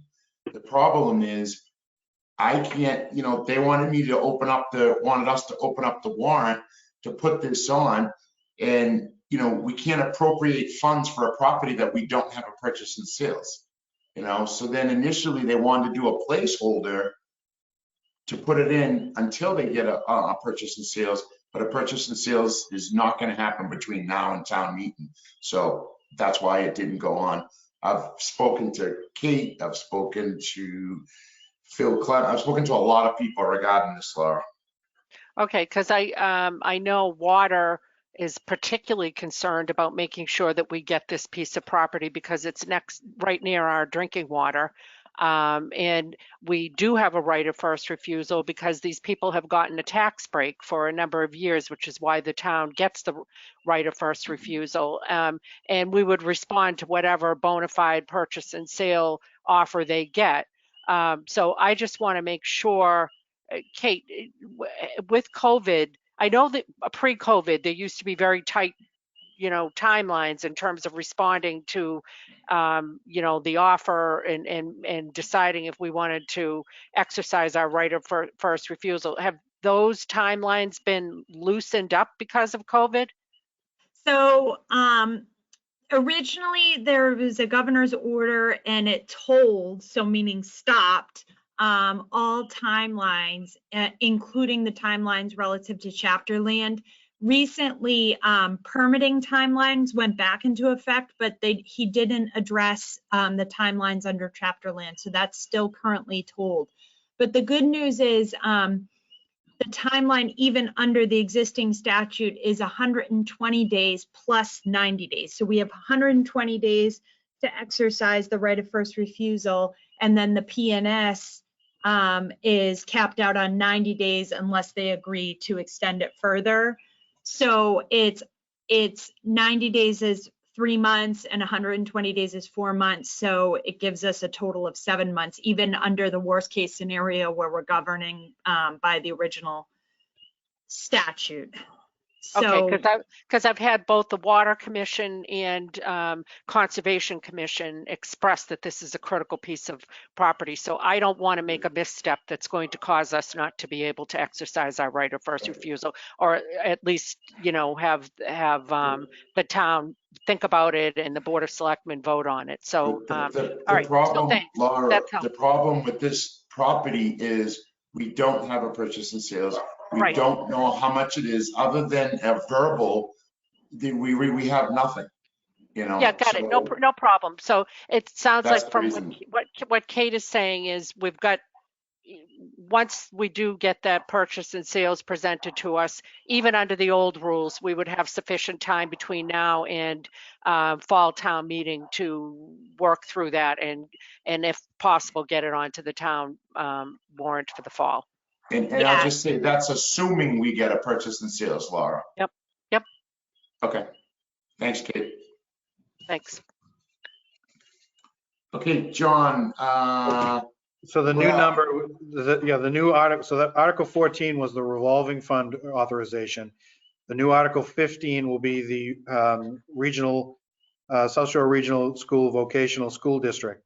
So, excuse me, the new Article 15 is to see if the town will vote to approve the $18,960,537 indebtedness authorized by the Regional District School Committee of the South Shore Regional Vocational School District to pay costs of remodeling and making extraordinary repairs to the South Shore Regional Vocational Technical High School, including the payment of all costs incidental and related thereto, and as more fully described in the district's 2018 Facilities Master Plan, provided, however, that upon the completion of the improvements described in the district's 2018 Facilities Master Plan, the district shall not borrow or expend any balance of this amount without the prior approval of the district's member towns, in accordance with the provisions of General Laws, Chapter 71, subsection 16D, or take any other action in relation thereto. The explanation is this article will allow the South Shore Regional School Vocational School District, or SSVSD, to borrow up to 18.9 million plus for various capital projects in the district. Debt allocation is based on our regional agreement, which calculates proportional student enrollment from the 3 fiscal years that precede the year that the debt is authorized. Based on a fiscal year 21 authorization, Hanson's debt share would be 13.65%. So that's a little bit different wording there. The South Shore's district council went through and changed that wording. So I guess this one could be one where you place and recommend. I move to place and recommend Article 15, right, John? Yeah. Yes, Article 15. Yep. Second. okay, roll call. Matt? Aye. Laura? Aye. Jim? Aye. Wes? Aye. And I'm an aye. Okay, I mean, I have Article 18, because I'm So this will be the new Article 16. Article 16 is to see if the town will vote to place the property identified as Assessor's Map Parcel 49-0-1A under the care and custody of the Conservation Commission for the purpose of wildlife, recreation, and forestry, or take any other action in relation thereto. It's proposed by the Conservation Commission. The explanation is parcel 49-0-1A is the northernmost parcel of the town-owned former Plymouth County Hospital property. Transferring this property to the control of the Conservation Commission will ensure that the public will have access to the trails and open space in the area, and will also allow for other passive recreational activities. So this could be one where you place and recommend if you so chose. I move to place and recommend Article 16. we can't hear you, Laura. Second, and I have a question through you, Mr. Chair. Is this article an attempt to mitigate the taking of the conservation land that was on Pine Street, Kate? I actually asked that question myself, so I'm not sure. We never got a plan. That's when you say Pine Street, that's the wellhead. Right, issue. right. Yeah. I don't know that I have a plan at this point. I don't want to lose the opportunity to use that as a replacement parcel, but I don't have a plan at this point for the wellhead. So I don't know the square footage that we're losing that we have to replace. Okay. I just, for some reason, I thought when I was talking to Mr. Clemens a while back that he had mentioned this was the pivot. But you know, it doesn't matter. I support it anyway, but I just thought I'd ask that question. Thanks. Yeah, and if someone gets back to me on that, I might tweak the wording a little bit, so sooner rather than later would be good to know. Okay, roll call. Matt, Aye. Laura, Aye. Jim, Aye. Wes, Aye. and I'm an aye. Next up, Article 17. It'll be Article 17, yes, to see if the town will vote to place the property identified as Assessors Map 105, Parcel 6, under the care and custody of the Conservation Commission for the purpose of wildlife, recreation, and forestry, or take any other action in relation thereto, proposed by the Conservation Commission. And the explanation is this property identified as Assessors Map 105, Parcel 6, is currently owned by the town of Hanson and contains about 1/2 acre with frontage on Brook Street. This property is not a buildable lot as it contains Indian Head Brook and areas of wetlands and is a regulatory floodway. It is adjacent to Parcel 7, which is under the care and custody of the Conservation Commission and is a link in the Indian Head Brook Greenway. The commission believes that Parcel 6 should be retained by the town and placed under the care and custody of the Conservation Commission for conservation and stormwater management purposes. This action will allow the commission to monitor the site and conduct activities to maintain and support retention of the site in its natural, scenic, and open condition for wildlife conservation, native habitat protection, public recreation, protection of scenic views, and other conservation uses. And this would be one where you may like to place and recommend. I move to place and recommend Article 17. Second. Roll call. Matt, Aye. Laura. Aye. Jim, Aye. Wes,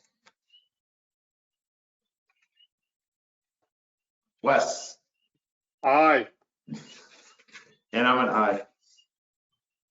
Next up, Article, The next article is going to be Article 18. okay, To see if the town will vote to authorize the Board of Selectmen on terms and conditions they determine to be most beneficial to the town to enter into a community choice aggregation program as per Mass General Laws, Chapter 164, Section 134, and contract for electrical supply for Hanson residences and/or businesses, and to execute and enter into any and all documents necessary to effectuate the same or take any other action in relation thereto, as proposed by Green Hanson. And the explanation is the purpose of this article is to allow the town to buy electricity in bulk. Community choice aggregation is a process by which municipalities can combine and switch electricity used by households and small businesses to cleaner energy. The Energy Committee will advise the Board of Selectmen and work in conjunction with an energy broker to purchase the energy the town needs. Residences and businesses can opt out of the program at any time. The electricity purchased will still be billed through National Grid, and this one will be one where you could both place and recommend. you see, what I don't like about this is residents and businesses can opt out of the program. Why do I have to opt out? Why wouldn't I, if I want to take advantage of it, opt in? So it's basically you're signing everybody up and you have to, opt out if you want. I don't know, Matt, why is it like that? Or is there an option where residents can, sign up for it? So from what I understand of it, when you bid out the aggregation of the community's energy consumption, so that means taking the whole town and saying, hey, who wants to supply our power? It's easier to make that proposal rather than doing the legwork up front, I guess, and then opting out. Is the way, from what I understand. Personally, at first, I was skeptical of community aggregation for the same reason as you just said, Kenny. It's, you're being opted into a program and you have to opt out of it, but with that being said, one thing that I do want to see when we do put if we decide to go in this direction, that I do want to make sure that residents get 3 written notices or whatever it may be to make sure that we fully understand what we're doing. So does that answer your question, Kenny? Yeah, better. I don't think I would. How about defer to town meeting? Go ahead, Kate. I'll defer to Kate. How's that? I was going to say, it's sort of just how the program works, because I think they couldn't offer a better price because most people wouldn't take the affirmative action to do something. They're like happy to get the discount, but they don't take the affirmative step to make the phone call. It's like when you get a complaint, people are always willing to write a complaint, but they're not always willing to write something positive. So it's like that extra effort. So you wouldn't get as good of a pricing. So that's why it works that way. And I know my town did it too. It's sort of a no-brainer because you don't have to do anything and you get cheaper pricing.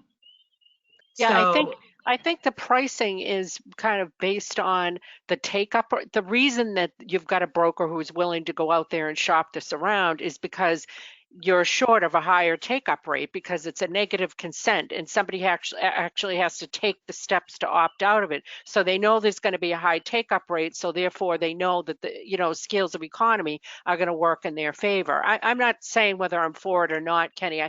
I know Green Hanson is very bullish on it. And I know some folks have expressed the same concern that you've expressed, like, what if I have an elderly parent and they don't know to respond to the notices, that type of thing. So. Go ahead, Matt. So also with this, I had a couple of points. One point was a lot of communities actually across the Commonwealth are actually in such a program. I believe Halifax is a part of it, and you can log on and you can actually see what you're buying for electricity at what rate. The whole idea is to make sure we get a better rate buying in bulk. It's kind of like going to Costco's versus going down to your local grocery store that might be a little bit higher. And I will say this too, that the consumer at the end, being the households that receive electric bills, they're not going to receive a different electric bill or anything like that. It's all done through National Grid. So you're still going to send your check to National Grid or whomever you're getting your electricity from.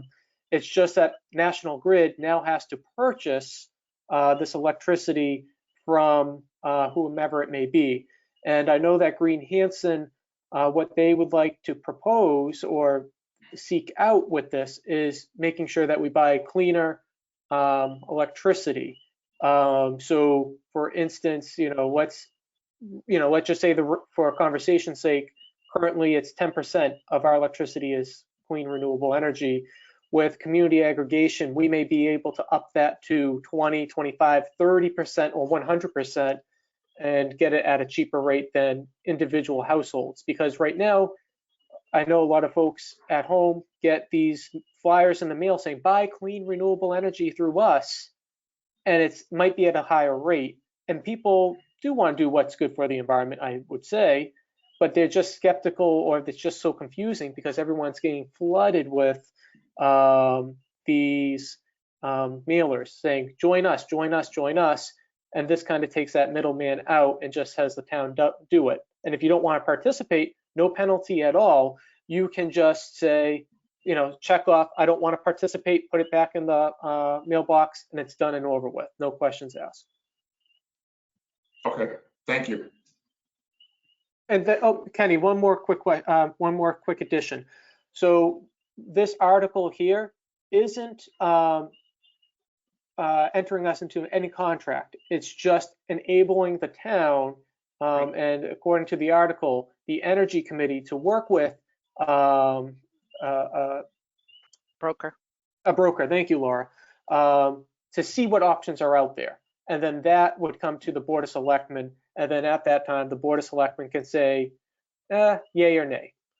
So that's all it is. It's just giving the community the option to do this research. Excellent. You just answered my question. Thank you.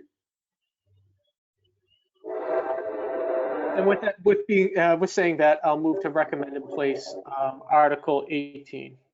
Second. Okay, roll call. Matt. Aye. Laura. Aye. Jim, Aye. Wes. We can read your lips. Wes is an aye. And I'm an aye. Okay. Next up, help me out, John. Okay, Article next one will be 19? Article 19, and this is Okay. to see if the town will vote to amend the Town of Hanson, County of Plymouth, Massachusetts Land Use Regulations, zoning bylaw, Section 6G6, by deleting the subsection in its entirety and inserting a new subsection 6G6. Said proposed changes are on file with the town clerk or take any other action in relation thereto, and that's proposed by the planning board.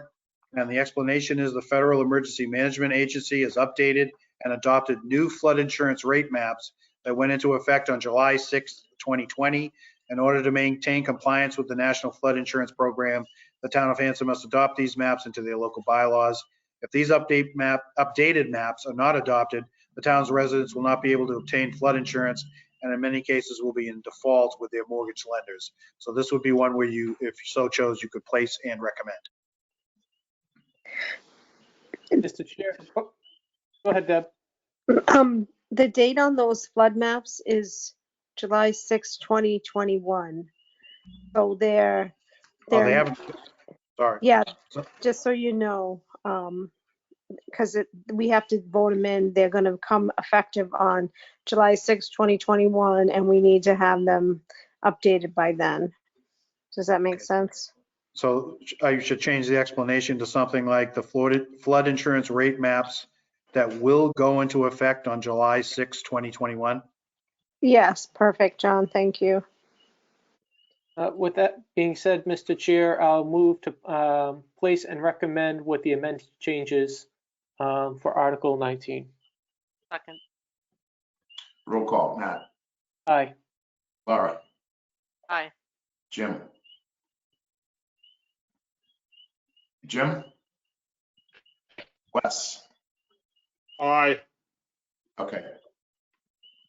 Okay, Jim got us. Jim's and I, so 5-0. Okay, next up, Article 20, John, Article please. 20 will be to see if the town will vote to amend the Town of Hanson Land Use Regulations zoning bylaw by making the following changes thereto. I'm going to take out the following changes. By making the changes thereto, said proposed changes are on file with the town clerk or take any other action in relation thereto. And that will be proposed by the planning board. And the explanation is this is to correct all the miscellaneous errors in the zoning bylaw book. And that this could be one where you place and recommend. Mr. Chair, I move to place and recommend Article 20. Second. Roll call. Matt, Aye. Laura, Aye. Jim, Aye. Wes, Aye. and I'm an aye. Okay, John. Article 21 is a warrant article for marijuana zoning to see if the town will vote to amend the zoning bylaw of the town of Hanson by making the following changes thereto by deleting the text shown as strike through and inserting the italicized and underlined text shown in section 6, use regulations, subsection M, special requirements for marijuana establishments, subsection 3, definitions as follows, and there's a list of definitions to marijuana courier, marijuana delivery licensee, marijuana delivery operator, marijuana establishment. And it's fairly lengthy, or take any other action in relation thereto. And this would be proposed by the Board of Selectmen. The explanation is this article will change the zoning bylaws to allow cannabis delivery establishments to be located in Hanson and to deliver cannabis to consumers not from a fixed location. And this is one where you, if you so chose, you could place and recommend. Mr. Chair, I move to place and recommend Article 21. Second. Roll call. Matt, Aye. Laura, Aye. Jim, Nay. Wes. Aye. Okay, so Greer, we have 4-1. Kate, thank you very much. Good night. Thanks, Kate. she's gonna be on another meeting in 5 minutes, so I don't want her to hold her off. Okay, John, we're on Article 23, maybe? I'm sorry, 22? And then this isn't an article, but it's just the rest of the warrant.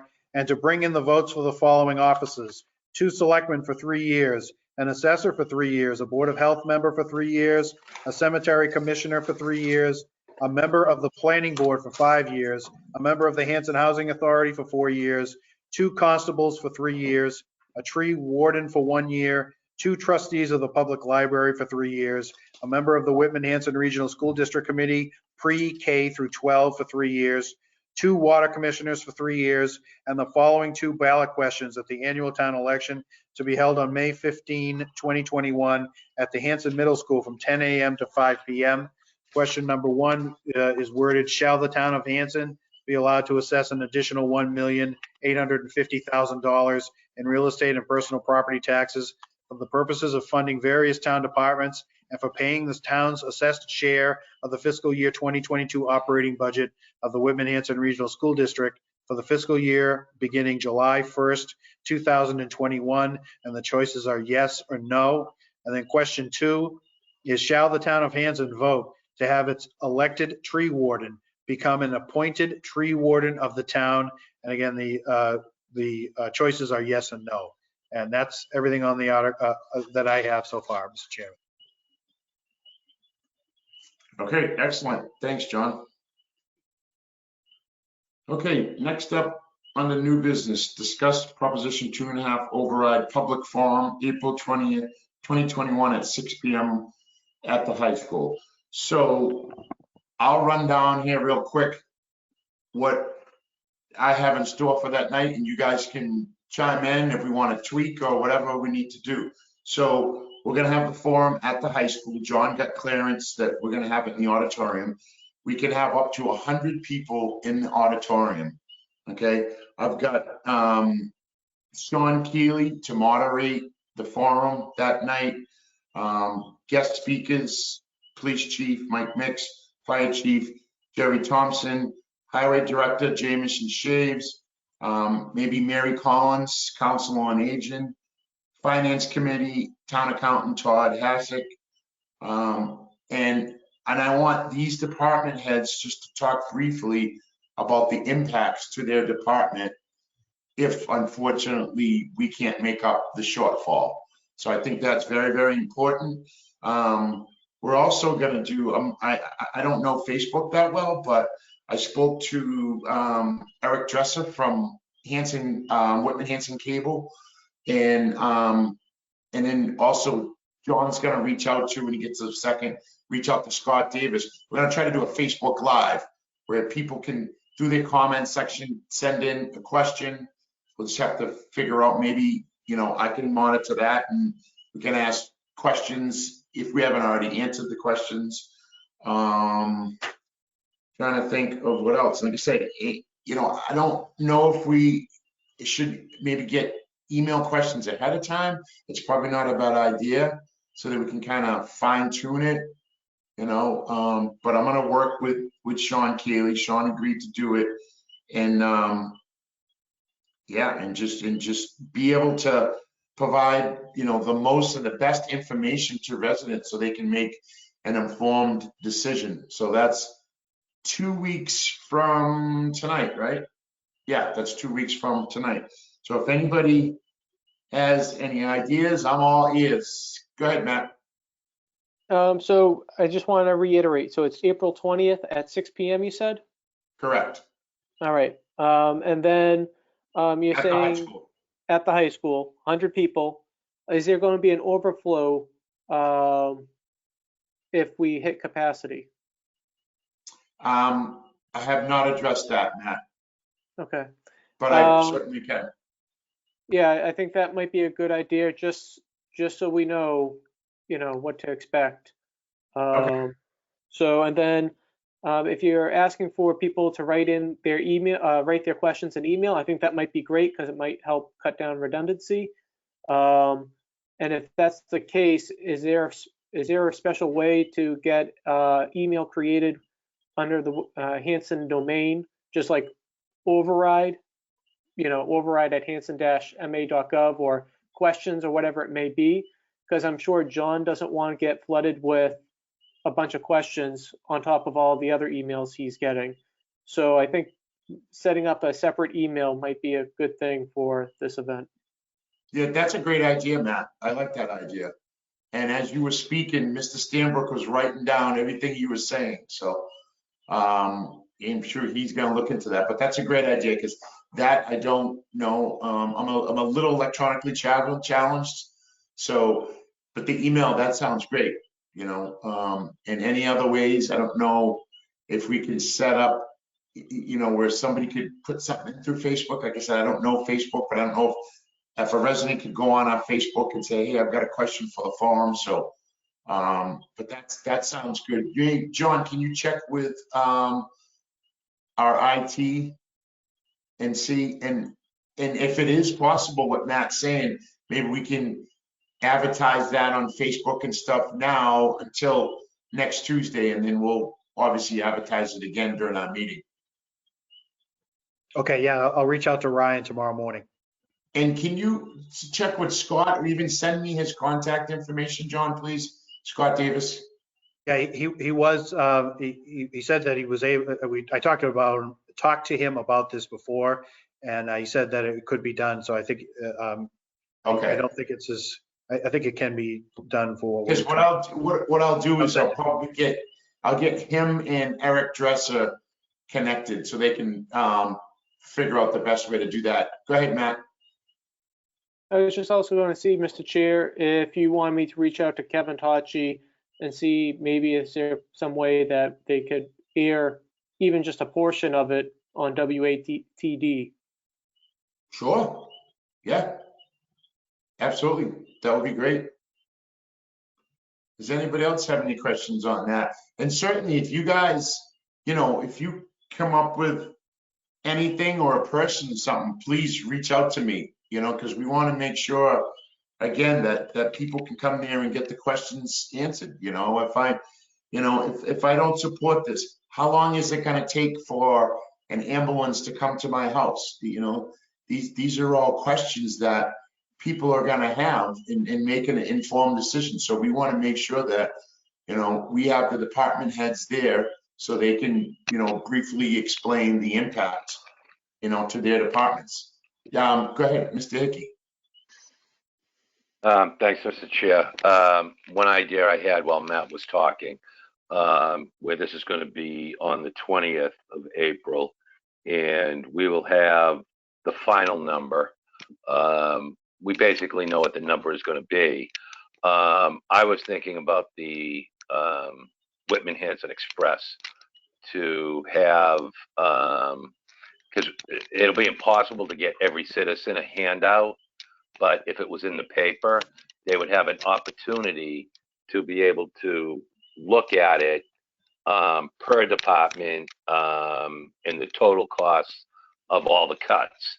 Instead of just, hearing about it, they would be actually able to open up the newspaper and So look at it and read it. Are you saying ahead of time, Jim, before the forum, or are you saying after the forum, get the information and put it in the paper? Well, I think it's going to be tough. We'll get our final number, but where the information, where the forum is going to be on a Tuesday. Yeah. The paper usually comes out on Thursday. I get it delivered to my house on Thursday, so it's either Thursday or Friday, but that would give people a couple of days to actually email the questions, or after looking at what I would call a handout inside the newspaper, they might have a better idea of a question they may want to ask by having it in the newspaper prior to the. Okay. So what you're saying is to try to get it in the paper, possibly even this week, to let people know, we're going to be doing the forum, and if you have questions, you can send them here. I think that's possible. I would probably have to get a hold of Tracy first thing in the morning, because I know, her deadline used to be 10 a.m. on Wednesday for Thursday's paper. So we can try. John would have to just check on that email address, but certainly we could put it in the paper about the forum. it would be nice to have the email. So I can reach out to Tracy first thing in the morning, Jim. Okay, and I think we do have time, Kenny, because with the forums on the 20th, if we got it in the April 15th edition, which would be, a week from Thursday. Thursday before. Yeah. I'll see if I can get it in both. We'll see if we can get it in both. Sure. Does anybody else have any thoughts or ideas on that? Okay, all right, and then I'll update you guys next week on anything additional on that. Thank you. I think that is important to be able to get the information out. Okay, next up, discuss green communities grant options. I know Deb is still here. Deb, you want to discuss the green options with the board, please? If you're still there. Are you talking to me? Sorry. Yes. I walked away for a minute. I had to do No, that's something. okay. So, Deb, we're on the discuss the green communities grant. Okay, so you should have a template in front of you that shows the projects that we identified as good candidates for the Green Communities Grant application, which is due the end of this week. So in that involved going to pretty much every town building with a survey crew of engineers and different types of people to look at weatherization, the insulation, the mechanicals of the building. The goal is to try to save energy, and in turn, we'll save the town some money. So they allow you to apply for up to $200,000 in grant funds each year. And the ones in front of you are the ones that seem to make the most sense for our town. So what I need is an approval from the selectmen allowing me to go forward and apply for that grant. Okay, does anybody have any questions for Deb? Go ahead, Matt. I just wanted to also add, Mr. Chair, the Energy Committee, in conjunction with Deb, and Deb's done all the legwork to this, and she's done a really great job helping us out along the way to make these recommendations. 2 years ago, I just wanted to give a quick piece of background to it. 2 years ago, we received $157,000 to make upgrades throughout the town, and we were finally able to wrap up those projects.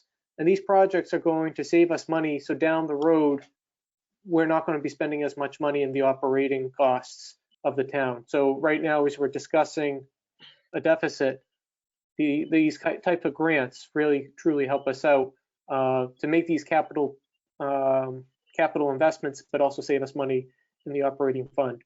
So I just wanted to say thank you very much to Deb for all the legwork she has done, and also to the Energy Committee for keeping the ball rolling.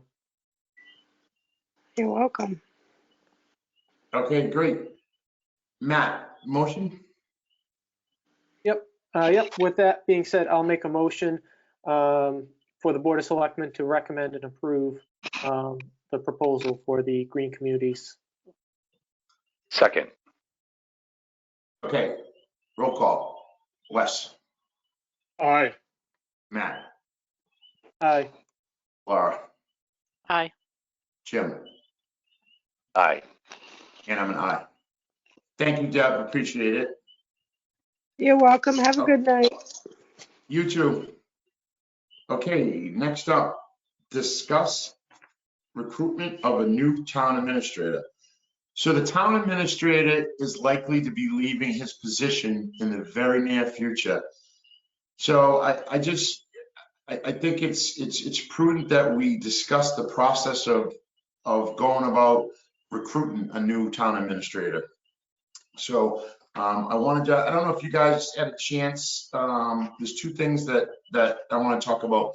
Number one is I had sent out a proposal from MRI regarding searching for a town administrator. So I spoke to them last week. That's the firm that we used the last time. They charged the town, they charged us $9,800. They would be willing, if we use them again, they would be willing to drop their price $1,000 to $9,800. They seem to think that there is some real good talent out there for a replacement of the town administrator. That I asked them the process they said would take approximately 12 weeks if we were to hire them. So that's the first part of it. The second part of this is Selectman Hickey and I sat down with Lisa Green the other day, I already forgot what day, and just discussed with her if she was offered an interim position in Hanson, is that something that, number one, she was able to do, and number one, that she wanted to do? And she answered both of those questions, yes. So there's a couple of options that the board has, and we don't necessarily need, to come up with the answers now, but again, I want to put it out there. So number one, we could, either way, we're going to need an interim. Okay, we're going to need an interim at some point. So we could have Lisa Green come in interim for, for the 12 weeks until, assuming that we hire this company, we could have her come in an interim until this company puts out an ad and seeks a permanent town administrator. Or we could sit down, we could interview Lisa. Okay, we could do it as quick as next Tuesday. We could interview Lisa, and then at the end of that interview, we could offer her a position as interim, or we could even possibly do like a 1-year contract with her, if the board's so inclined, and then, make a decision at the end of that, 1-year contract, whether we would want to extend that current contract or, whether or not we would part ways at that time. So I wanted to just throw that out there. I know the $8,800 with MRI is, I know that's tough right now, considering the financial state. So, and either way, we're going to need an interim. We're going to need an interim town administrator. I can tell you, there's not a lot of them out there at all, So I'd like to throw it around and see what you guys think. Who wants to go first? Mr. Hickey has his hand up. Go ahead, Jim. I can go first. Thanks, Kenny. Obviously everybody knows what I do for a living, so I'm by myself quite often, and I actually thought about bringing Lisa Green in. You and I spoke with her, and right now I'd like to put that $8,800 on hold with MRI. John, I would never speak behind your back, but for me, honestly, I didn't get my money's worth for the 10 grand. You were excellent while you were here, but if you're leaving, the 10 grand for 6 or 14 or 16 months, however long you were here, it for me, it doesn't break down to be even. And I tell you this in an open session because I would tell you it in private.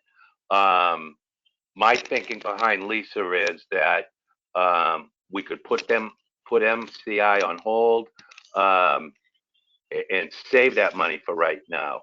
And if there's a possibility of actually hiring Lisa, bringing her in and working with John, so that John can get her up to speed on everything, she could be the perfect fit. Where if we went outside and hired someone else, they wouldn't come in until John left. And then if we waited the 12 weeks for the firm to bring somebody in, we're behind the 8 ball again.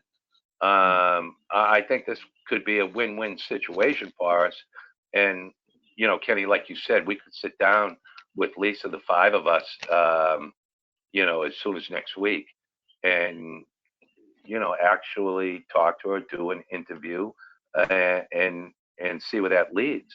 But I don't think it would hurt to wait, a month or two before hiring the firm again. I mean, they did a great job getting us John, and I understand he has an opportunity. So for me, in the long run, it just, I'd like to hold off on spending the money for right now.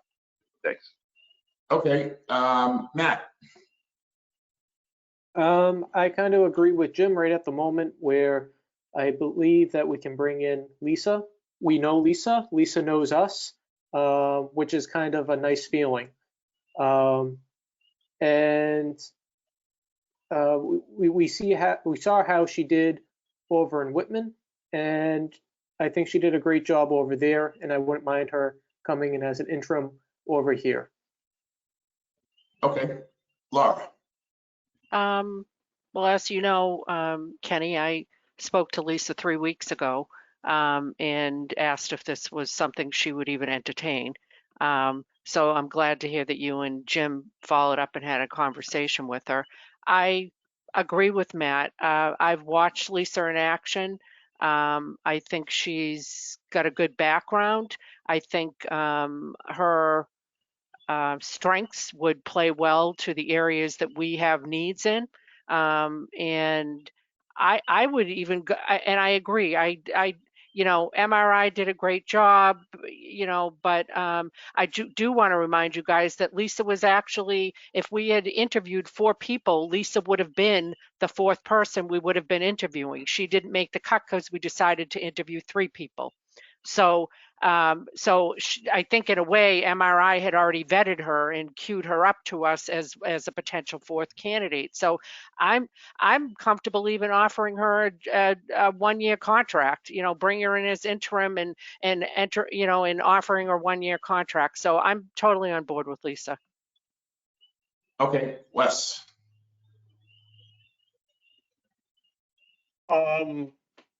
I guess I would say, since, I definitely feel like I've been out of this process, but with Laura's recommendation, I would even go for that 1-year contract. At the end of that, whether she's a good fit.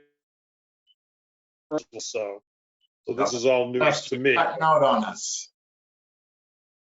Oh, okay. Okay. All right, we got you. Okay, I'm going to go back to Jim. Mr. Chair, I appreciate Laura, saying what she said, but I want to make sure we go through a formal interview process. Kenny, you and I met with her for a half an hour. I'd like to make sure that each member of the board gets to ask her some questions, before we start throwing contracts out there. Definitely. Yeah. Yeah. Okay. So that being said, why don't we invite Lisa into our meeting next week on the 13th? Okay. And we have to, we don't need to interview the woman all night. Why doesn't everybody come up with a couple of questions, to ask her, and we'll invite her next Tuesday to come in, and we'll do come on, I should say, and then go from there. So it sounds like that MRI, we'll kick that aside. It was my job to give you guys options. Okay, so we can scratch the MRI for now. We'll have Lisa come in, and then after we have Lisa come in, she answers some questions. If we're satisfied, we can move to having her become interim. In the meanwhile, I'll figure out dates, and then we're gonna have to, at some point, actually 2 of us will have to just sit with her and negotiate the salary. I don't know if, where, Mr. Hickey, you had the contact, well, you and Laura, I just met her for the first time yesterday. She seemed very nice, but where you were the one that called me and asked me if I would be willing to sit down with her. So maybe use you as the contact, so she's not doesn't have several selectmen calling her, and set it up Sure. for an interview next Tuesday at 6 p.m. And I mean, it sounds like the board is inclined to go that way. Maybe at some point we should probably talk to her too about salary as well.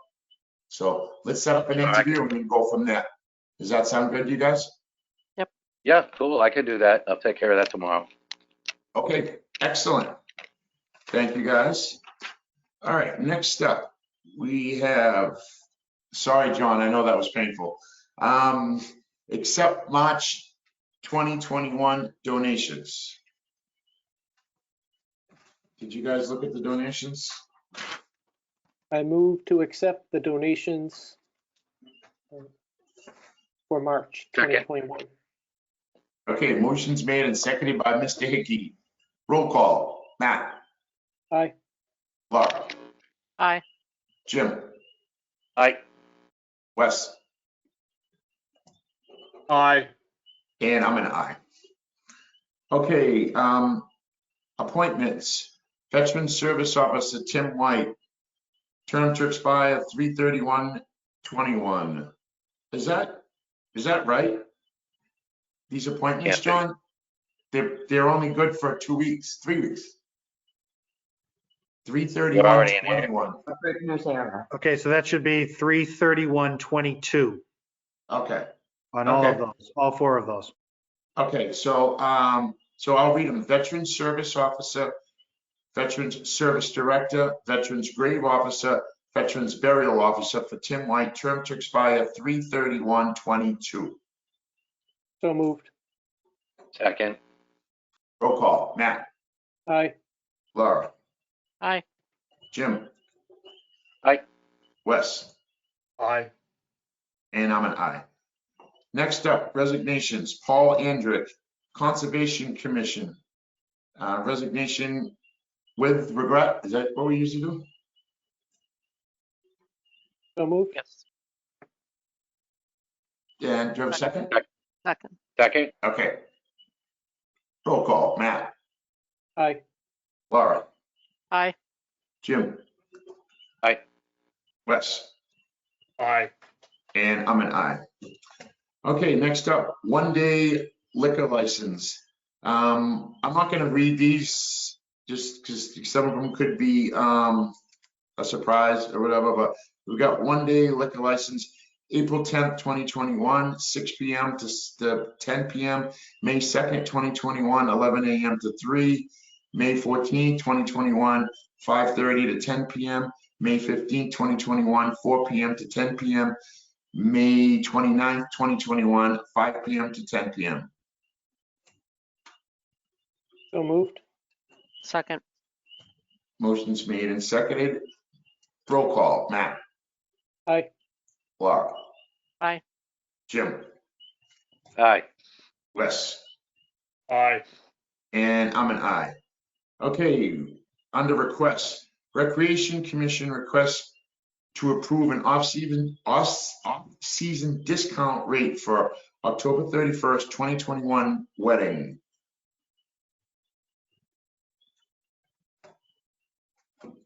Do we know, I saw that on Sunday. I don't have it in front of me now. Did you guys? Mr. Chair, I have it in front of me if you want me to read it. Yeah, please. Thank you, Matt. So this is from the Recreation Department or the Commission. It says, "Hi Greer, we have a wedding scheduled for October 31, 2021. We offer an off-season rate of a 20% discount during the months of November through April.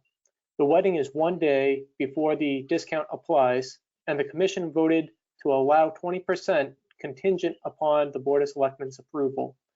This Sunday wedding with the self and camping costs $4,000. The 20% discount would bring the cost down to $3,200. Thanks, Dory." Okay. Does anybody have any questions on the discount for the wedding? I don't have any questions about the discount, Kenny, but I'm assuming that they've factored in whether they're having any events at Camp Kawani on Halloween. I'm just wondering. Yeah, that's a great question. And it falls on a Sunday, which is a tough day too. So Yeah, so maybe they would have the Halloween stuff because they've been having the Halloween, like the Saturday. haunted cat. Yeah, they've been having the cabin thing. Like maybe they'll have that on the Saturday or the Friday and Saturday, but I don't know. I'm hoping they've thought that out. I'm fine if Yeah. they've And it thought will be through it. tough to lose $800 over one day, especially where it falls on a Sunday. So I'm Yeah. fine with it too. So I'm Mr. looking for a Chair. motion to approve this discount. Go ahead, Matt. I just want to make sure that we're not setting a precedence here. I don't mean to be a stickler, and I hope for a happy wedding, and I wish them the best. And I'm sure $800, anyone would love to save $800. But I just want to make sure, if we're going to do this, that we set a precedence that one day before the switch over, it's allowed. You know what I'm saying? It's just. Well, one then of is those it sticky 5 days? situations. Is it 6 days before? 15 days before?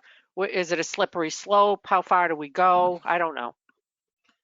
You see, I think it's a combination of probably the end of the month, but also the day, because obviously you're not going to have a wedding on a Tuesday, So if that was October 25th and they were saying it because of Sunday, no, I wouldn't agree. But no, you're right, Matt. That's, 1 day, 1 or 2 days should be the absolute max.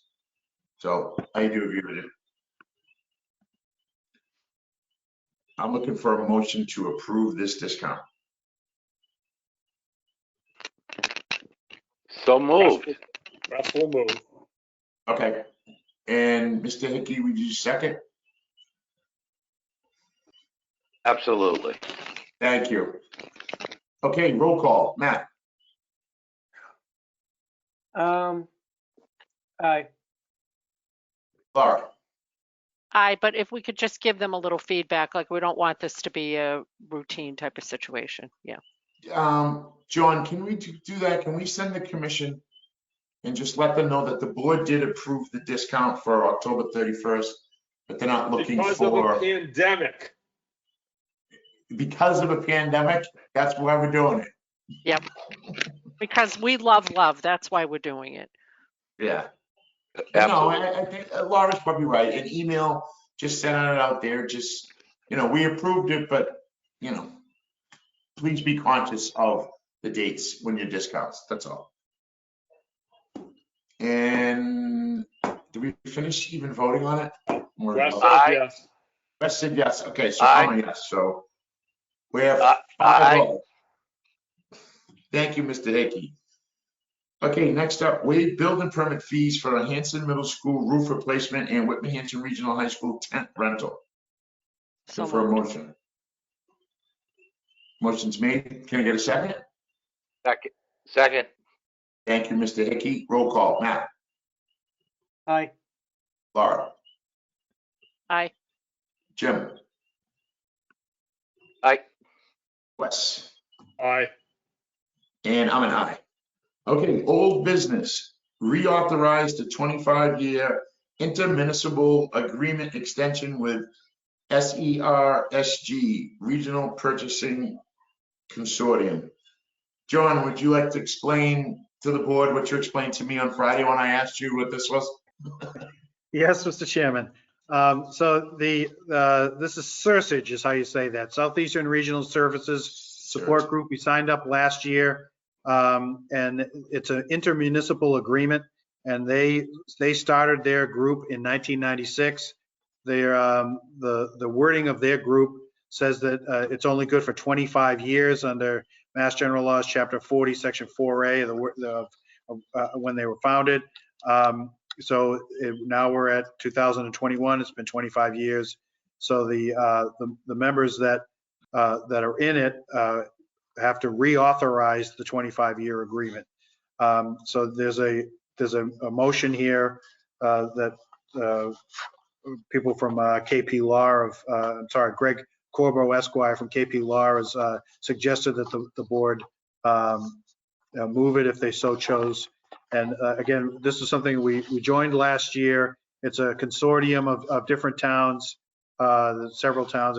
There's real quickly, it's at least 10. It costs $4,100 a year. I asked interim highway director Jamison Shave to come up with a cost for the last year of what would it have cost him in time and preparation in order to come up with the bids that they do, that Searchage does. And he came up with an amount of $18,268.16 because there are 16 bid award packages, and the amount of time that he would have to put in to put them all out and review them, post them, open them, review them.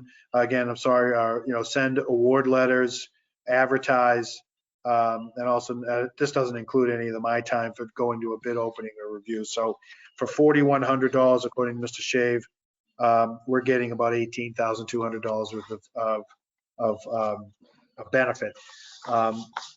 Just time savings and other things that are going on. So I guess the motion would be to allow them to continue having this intermunicipal agreement for another 25 years. I can read it if you like, or you could read it, the actual motion, whatever you want to do. Yes, so you said we can opt out at any time. So yes, this doesn't lock us in for 25 years or anything like that. That's just the consortium's municipal agreement will last for 25 years if it so chose. We have, in our agreement, we have that we could be out in 60 days if for some reason it doesn't work. Okay, thank you. Anybody else have any more questions? Go ahead, Matt. Mr. Chair, I just had a clarifying question. I just want to clarify, so with the postage, it was a 5-year contract. With this being a 25-year agreement, is it just because it's an agreement that we don't have to worry about that, the 3-year contractual agreement, 3-year contractual confinement? Does that make sense? So Chapter 30B, the Uniform Procurement Law, says that intermunicipal agreements are acceptable. That, for example, you can get together with other towns or other type of things in a consortium bid and do that. In essence, that's what we're doing when we buy things off the state bid list. Is we're going through their consortium. They've already bid stuff. So this is the intermunicipal agreements are exempt from 30B. They're approved by Chapter 40, Section 4A. So one of the exceptions to the Uniform Procurement Law is an intermunicipal agreement like this. All right, perfect. Thank you, John. And with that being said, I'll make the motion. Second. Good question, Matt. Roll call, Matt. Aye. Laura. Aye. Jim. Aye. Wes. Aye. And I'm an aye. Okay, meeting minutes.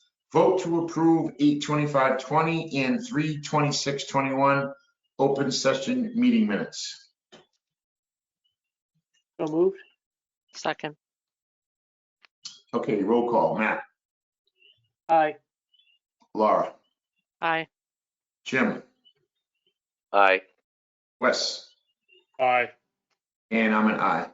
Vote to release 1/21/19, 3/26/19, 4/9/19, and 4/16/19 executive session and 5/30/19 open session minutes. So moved. So moved. Oh, Roll call, Matt. second. Aye. Laura. Aye. Jim. Aye. Wes. Aye. And I'm an aye. Town Administrator report, Mr. Stanbrook. Thank you, Mr. Chairman. At the March 23rd, 2021 Board of Selectmen meeting, the board authorized me to sign payroll, vendors, and withholding warrants on behalf of the board through April 30th, 2021. I signed 8 warrants on behalf of the Board of Selectmen since the last meeting. I would ask the chair if I could kind of waive the reading because there's eight of them. One of them is a vendor warrant that I signed for all but one Whitman Hanson Regional School related packet, and 3 selectmen did sign that packet, but there have been 8 warrants that I've signed. And if you want me to, I can read them all. John, we have all the warrants in our packets. Yes, I Yes, reviewed them all, so you don't have to read them. All right, thank you. Under new business, there's a data brief from the former National Fireworks site in Hanover was released by the state. This is the Massachusetts Department of Public Health and the Bureau of Environmental Health. They conducted a screening level review of the incidence of brain and other nervous system cancers in response to community concerns about a possible elevation among residents living within 2 miles of the former National Fireworks site in Hanover, Mass. The summaries of the findings, and again, this is on the town's website. I tried to get it out on Facebook too. During the first 20 years of the review from 1986 to 2005, the number of diagnoses of invasive brain and other cancers in each of the 8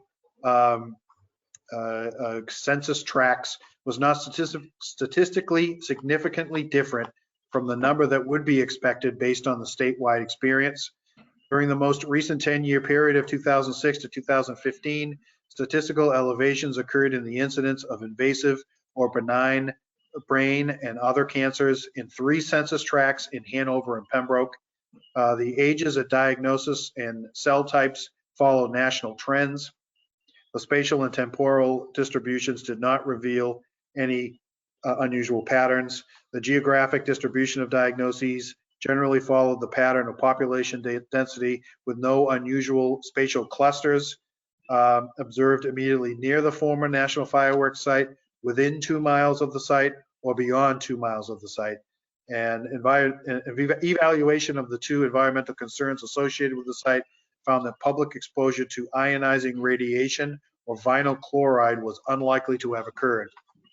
So the conclusions to the brief is based on the screening level review of the incidence of brain and other cancers, both invasive and benign, there is no evidence of an association of these cancers with the former National Fireworks site. And while isolated elevations indicative of natural variation over time often occur throughout the Commonwealth and are not general cause for concern, the Department of Public Health will continue to monitor the incidence of brain and other cancers in Hanover, and two census tracts in Hanover and 1 census tract in Pembroke to ensure that the observed elevations do not persist. The Hanover, the selectmen had a meeting last night and they invited a state spokesperson in to discuss the findings. And they also would like to set up a meeting for Wednesday, May 12th as a tentative date for a public forum regarding the findings. And it would be a joint thing between both Hanover and Hanson. And I'll get more information as that date approaches and I get more information there. I'll let everyone know on that. So it's the tentative date is Wednesday, May 12th. And as soon as I get more, I'll pass it along as soon as I can. The Hanson Town Administrator Special Act requires me to give the board an update on all outstanding legal matters. I've given my monthly update via letter to you in your box here at Town Hall, but it will not be a public document. It may contain personnel, union bargaining, or health-related issues that cannot be discussed in public session, but I have complied with my requirements under the Act. Again, the monthly financial report, the Hanson Town Administrator Special Act requires me to render a monthly financial report to the board. Town accountant Todd Hassett has been providing those reports to me monthly, and I have passed along the latest report through March in the Dropbox this week. If you have any questions on the report, please let me know. I'll forward them to Todd for clarification.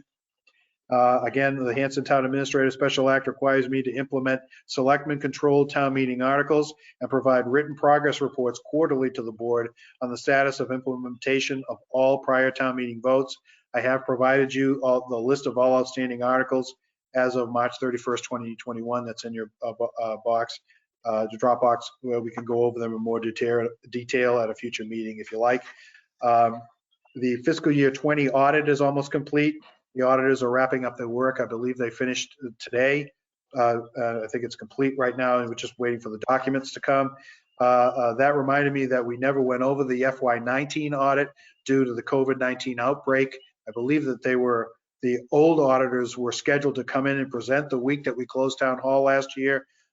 Since we have a new auditing firm for fiscal year 20, it'd be difficult to bring the old auditing firm back to give us an overview for fiscal year 19, but I can provide the FY19 auditing documents to everyone, and either I or Todd Hassett could go over the documents if you have any questions on them.